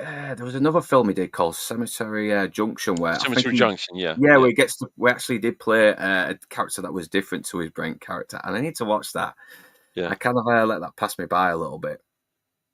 yeah. Isn't it set in the 70s? Isn't it? Yeah, I think it was like based on his life in a way. Yeah, yeah, I'll have to see. But, yeah. And it's set in Reading, isn't it? mm. Yeah. So yeah, no. Oh, I'm not going to say anything bad about Reading. I love Reading. Um, It's not as um, good as The Office still, because I mean, even if this movie wasn't made, I still it still would have been good because he still had a little bit of redemption in the y- Christmas special, didn't he? When he yeah. was I mean, that was lovely, wasn't it? What yeah, his little sort of ending there. It was a lovely, lovely ending. mm. You know, um, but again, um, Yeah, it's more of a spin-off of The Office, isn't it, Nick? In a yes, way, it 'cause- is. Yeah, yeah, yeah. I mean, it didn't need to happen, but I'm glad that it did. You know, I know, because I think because he always has kind of hinted that he was still yearning to be a rock star because when he was singing that song to Dawn, that Princess Diana song to Dawn as yeah, well. It's he's like, yeah, yeah, okay, that song was written just after Princess Diana died, so yeah, yeah, he was probably been working in Wareham Hog, but still had aspirations to do yeah, music. yeah, yeah. But when you look at the original pilot, the pilot episode of The Office, um, and even from the pilot to the first season of The Office, there's a major development in the character. He really used that pilot episode, um, just to see how the character works, and then has reworked him again and again and again, and obviously discarded masses of material to fine tune how he wanted the character to be. Mm. Um, but it's Yeah, it's lovely. because I think in a way his character's like oh, I forgot the name of his character in Extras. He's kind of like Ricky Oh, Gervais if he Andy, sold out. Andy, Andy, yeah. Andy Millman, yeah. Andy Millman, yeah. He's kind of Ricky Gervais if he sold out because Mm, Ricky got his sitcom the way he wanted it to. A documentary, sort of like yeah, no silly yeah, studio audience or anything like that. But Andy Millman, his mm, sitcom gets pretty much corrupted by the BBC and turned into a yeah, very bad sitcom that he did yeah, not want. yeah, yeah, And he is resorting to starring in stuff he doesn't want to do, like playing a slug in Doctor Who. yeah, yeah. But the thing about extras, um, that I love so much. I mean, because it's a world that I know. I know that world extremely well, and I cannot tell you how real that show is. I mean, it's very real. That's exactly what you see on that show is what you experience on a set. It's exactly like that. There's no difference between that show and reality. The reality of it's just condensed into a half-hour show. It's so accurate. I cannot tell you. Yeah, because when I saw Kate Winslet sort of like saying she was playing a nun in a Holocaust movie to get Oscars, it's like I totally buy that. I totally buy it Yeah, because yeah, it's we see a lot of that happen. They do get Oscar nominated, no matter how yeah, good or bad they are. And that's I right. like Schindler's List. I liked The Pianist. I think they're very good films. Yeah, But it once again, it does call out a little bit of it the does. hypocrisy of the movie world or the It TV does. world or whatever. Yeah. It absolutely does. And Kate Winslet looks good in a nun's outfit. I will just put that one out there. Yeah, especially when she's saying smoking. dirty stuff as well. I think when she's standing there smoking, I think she looks really hot as Yeah, a smoking nun, and she really is a smoking nun. I Um, know. but yeah, it's a good show, and but he is very difficult to fault any of his writing. It really is. Mm, I don't know any other writer of that quality that we have in this country that just writes for the pleasure of entertaining us and showing us things that mm. nobody else dares to show us. You know, we'll say things, have his characters say things that nobody else will. I mean, it's you don't get these kinds of people anymore. You just don't. You know, everything's very sanitized and very um, edited down, pared down to Yeah. something that they think that we should be watching and consuming. Yeah, because we Whereas need more guys like Dick Clement or Ian in Frenet. Lafrene, Yeah, yeah, yeah, no, yeah, yeah, because yeah, these were like powerhouses in the British yeah. sitcom. They did Porridge and oh fucking hell, John Here's a Sullivan little as thing. well. Here's a little thing for you, right? Dick Clement and Ian Lafrene. I mean, who are just two of the greatest comedy writers of all time in the UK. Two of the greatest British comedy writers of all time.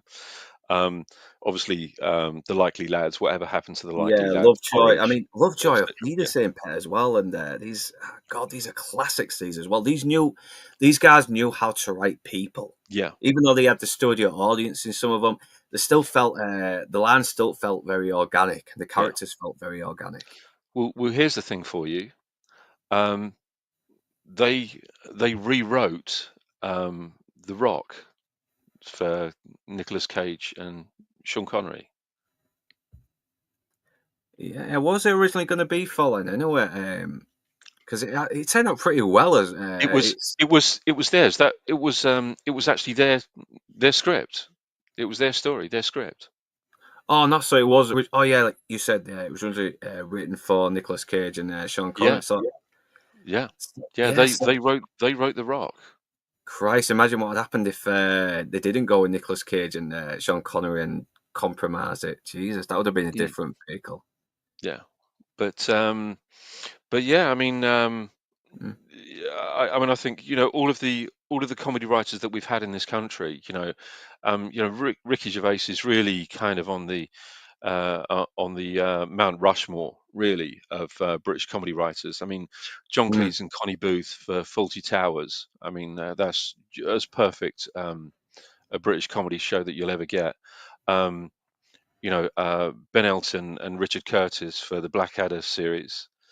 Um, Yeah, it's you know, funny how I don't think they could ever top their Blackadder stuff. no, I don't think so I either. know I don't think so either. Um, and also, as you say, Dick Clement and Ian Lafrene. We've got Ray Galton and Alan Simpson. Who did Hancock's Half Hour, and they also did Steptoe and Son. yeah, And they are it's such a good incredible. sitcom. It really is. It's yeah, because I mean they knew as well just to sort of like put these characters in very bleak situations and Mm, have you sort of like stay with their misery that they because yeah, Steptoe and Son, the dad's a terrible guy. He kind of manipulates yeah, him a lot, and yeah, Steptoe's kind of an idiot who knows he's being yeah, manipulated, but at the same time he can't. yeah, He can't bring himself to reject him either. yeah, Kind of yeah. cursed to stay with each other, aren't they? And ruin each other's lives in a way. Exactly. And you look at anything that Ricky Gervais has done. I mean, he absolutely makes no apologies for the fact that he is standing on the shoulders of those giants. He knows Yeah, he it. does. I know he's made no apologies whatsoever. He's not been begging the Golden Globes to have him back or anything. He's at least I hope not. Anyway, but he seems every time I see him on YouTube, he double down, he doubles down. He doesn't backtrack or anything. Mm, And so yeah, he's still staying consistent, and I still admire him for that. Though I yeah, mean, I think that very last Golden Globe speech he made is still getting watched to this day. I mean, yeah, it must be yeah, racking up views still. And yeah, the David Brent songbook. I think I remember my friend Jason actually has the book at his in his home as well, and Yeah, because but we're big it's fans of The Office, we are me and my friend Jason, and I think it was him yeah. that got me to actually properly watch it, even though I did watch it a couple of times and found it funny. Mm. Could you imagine the Rockstar and Will Ferrell and Cuba Gooding Jr.? No, no. Don't give him ideas, Nick. Don't give him ideas. So But yeah, when did you first see David Brent live on the road? well, obviously, when it was, I think it was maybe a year after it came out, but I was already a fan of The Office Mm. because I think I first caught the Christmas one, and right, when I first saw the adverts, I wasn't interested in it. It looks very boring, but then I finally watched a couple of episodes, and I was like, yeah, I was actually kind of laughing here a little bit. This is actually very funny, and Mm. Pirates of the Caribbean it came out as well. I recognised Gareth as the pirate with the missing eye, blah Mm. blah blah. And I ended up generally thinking, I should actually give the show a go, and I did, and I really liked it. Mm. It wasn't a typical sitcom. It was the people felt very real. The Yeah, laughs came from the reality, the yeah, mundanity of yeah. what was going on. And I think in comparison, and I know that the American Office has gone on for quite a few Mm. seasons, but in comparison to the American Office, I think the American Office does pale into absolute insignificance. It's nothing like Ricky Gervais's The Office. Absolutely Yeah, nothing. I heard that as soon as they did the third series, it got better. And I think they Mm. made Michael Scott a bit more different to David Brent instead of him just Mm. being the American version. But I don't know. I can't Mm. really say. I have to watch it. All I can say is about the American Office is that it has led to some really good fucking memes. I'm not gonna Mm. lie. Yeah, I just don't like it. I I I want to like it. I've tried to like it, but I Mm. just don't like it. Yeah, because I I don't know think what it is, Yeah, because and I think yet, maybe because Park and Recreations came out sometime yeah, a couple of years after, and I think yeah, this is their British Office in a way because yeah, once again it's a documentary, it's got some very likable characters, yeah, and it is funny and it is very funny. It went down a little bit in the final couple of seasons, mm, going a bit more left wing, but apart from that, I still like yeah, the earlier seasons. I still yeah, love Ron yeah, in it. Ron's yeah. I just mean, one of the best characters ever. I'm glad you mentioned that because I mean, I actually do prefer Parks and Recs, to be honest with you, in comparison to The Office. But have you ever seen any of the European versions of The Office at I all? have not. That would be very They're interesting. interesting. They're actually really interesting. They did a French one, they did an Italian one, a German.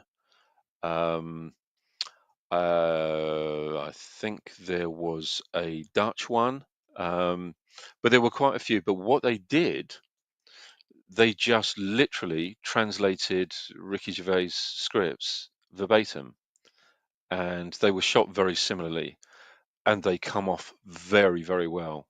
They really come off well. And the characters are really well cast again. You know, it and it feels it feels realer. It does feel real, but they're very good. They're very good, and that's because they're using the original source material. Mm. You know, but I think it's always weird when Americans try to remake British shows. I'm like, you mm, don't need to because you've already got some great shows anyway, and yeah, you've got some other great shows that probably are on the way out.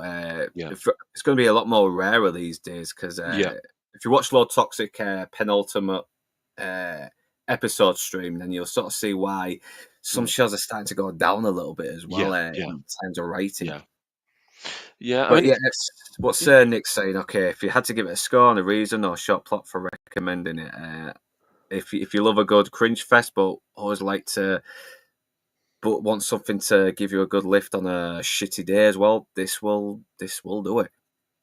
yeah, absolutely. If you think your life's shit, look at poor old David Brent. Yeah. Um, and it is uplifting. You know, it is uplifting, but it's he's a character that you want to put your arms around and hug. You know, he's that kind of character. You just kind of want to put your arm around him, and you want to be his friend. You want to. You'd like to say to him, look, come out for a drink. We'll have a beer. Let's be mates. He's that kind of character. You kind of want to look after him. You want to, you know, want to, sort of retain him as a friend. Mm. Because he's such a likable person. That's the kind of character that he's created. Um, I couldn't recommend this highly enough, to be honest with you. I think, if you Mm. love The Office, you'll enjoy this. You may not enjoy it as much as The Office because it is very different, as you said.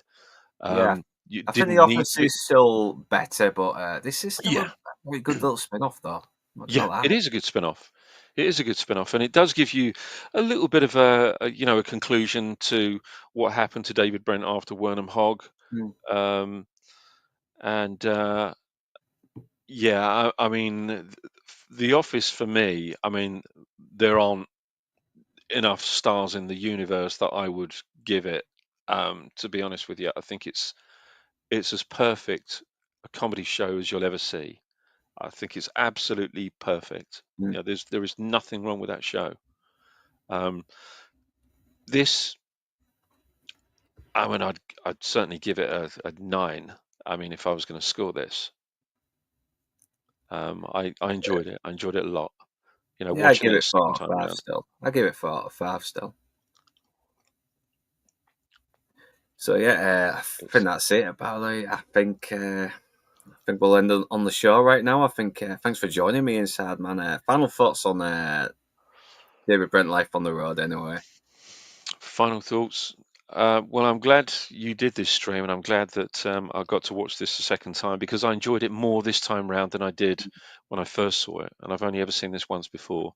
Um, yeah, it's a great companion piece to The Office. It isn't so much a sequel, though it can be a sequel if you like, but it's also a standalone piece. You don't have to have seen The Office to have watched this. You'll get the idea of the character, pretty much in the first 5 minutes of the movie.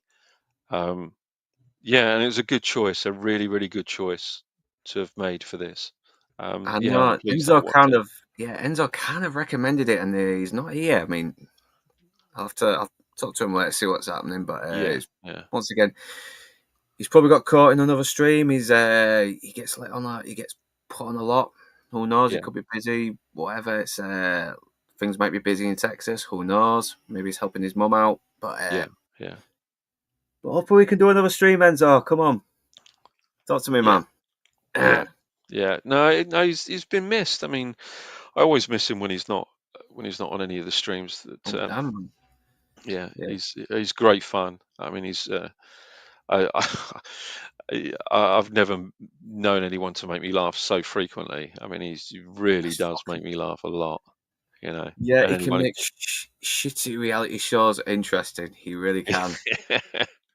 Yeah, do you know? I mean, how, I don't know how he can recommend some stuff that I would normally say, that sounds really bad, and I would never watch that. But he can make anything sound appealing. He really can. He can really sell it to me. Yeah, he's a cringe addict. He loves cringe Yeah, stuff.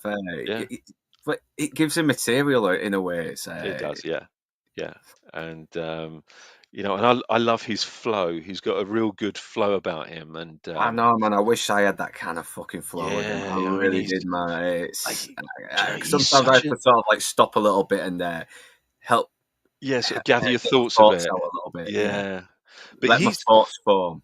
yeah, but don't you think? I mean, he's such a pro. I just think he's such a pro. I mean, the guy. For one, I think he should be a stand-up comic. I think Yeah, he's he really should be good. He fucking should be hosting his stand-up. own show. He should He's be his own little absolutely right. variety show, some Yeah, bullshit, whatever. He should be yeah. doing that. I think he's good. I think if he really thought about it, I think he'd be destined for some kind of fame. I think he's great. All He's right, that's it. great to watch. That's enough ass kissing Enzo Marshall. Yeah.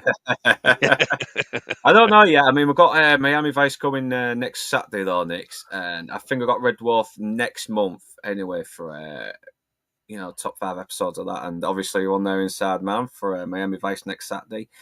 I'll Yeah. try and see if I can do another Bastards breakdown on Friday. I don't know yet. I might have a little break and then maybe do it the week after. Who knows? Yeah. But because I'm still trying to get some other videos out of the way, by the way, as well. And editing, it does take a lot of fucking time to do, especially when you're doing a movie series that you're going to have released on November every day. So, How are they? How are the rest of them going? Because I I just need saw to the get me. first 7, I think, or 8. Just need to do. I've just halfway done with Moonraker, and then it's the rest after that. And I might do No Time to Die again. Do a little re-review and maybe see if my views have changed on it after watching it again. But we'll see. I mean, it'd be nice to sort of round off the series. You know, the Bond proper, as I think we're probably going to refer to it from now on. You know, the real Bond movies. But what you've done so far on those is outstanding. I've really, really, really enjoyed them. They're such good videos, and I can't wait for you to start putting them out in November. Really can't wait to see them out there. They're great videos. So anybody that's watching, you've got to wait until these videos come out. They're so good. They're so good. Yeah, brilliant. Because it's something to try and do something before Christmas anyway. It's like something to lead into that. But Oh no, you said the C word. Yeah, no, but I know We're it's in a bit April. early, No, especially when we're coming close to. But it's good to sort of get out and early in the way because last year I kind of started late with the MCU ones, and I kind of was sort of like rushing a little bit there. But anyway, enough about that. We'll move on to that when we'll cross that bridge when we come to it. So yeah, final thoughts. It's while The Office is better, this is still a very suitable sort of follow up to an iconic character. So, and thanks for joining us, you lot. Thanks for joining me, Inside Man. Thanks for joining us, Nix, Proctor File, and who else? Davey Vess, Mr. E, Bush. Once again, thanks for joining us. Where are you, man? You're up there somewhere. And I think that's it. Oh, Atom Gray as well. You was on there as well. Thanks for joining us. Thanks to my patrons as well. Cloudy P, Don L, Tyler Wolf, and Tony Down Under as well. Very appreciated. And whether you beautiful bastards are Northern, English or not, thanks for watching. And do remember to like, comment, share, subscribe, and to ring that bell in order to be notified. And if you wish to further support this channel, links will be in the description below. But right now, that's enough from me. And right now, we're off to the pub. So do enjoy your weekend, you beautiful bastards. Can I have spuds, please? Spuds! Good choice. George's song. Listen very carefully. The question comes straight after. Baked potato changed my life. Baked potato showed me the way. If you want to know what is wrong from right, you must listen to what potatoes say. Don't be good, don't be bad. Baked potato. Don't be happy, don't be sad. Thank you, baked potato. And if you want to have a better day, you must listen to what the baked potatoes say. Don't be early, don't be late. Thank you, baked potato.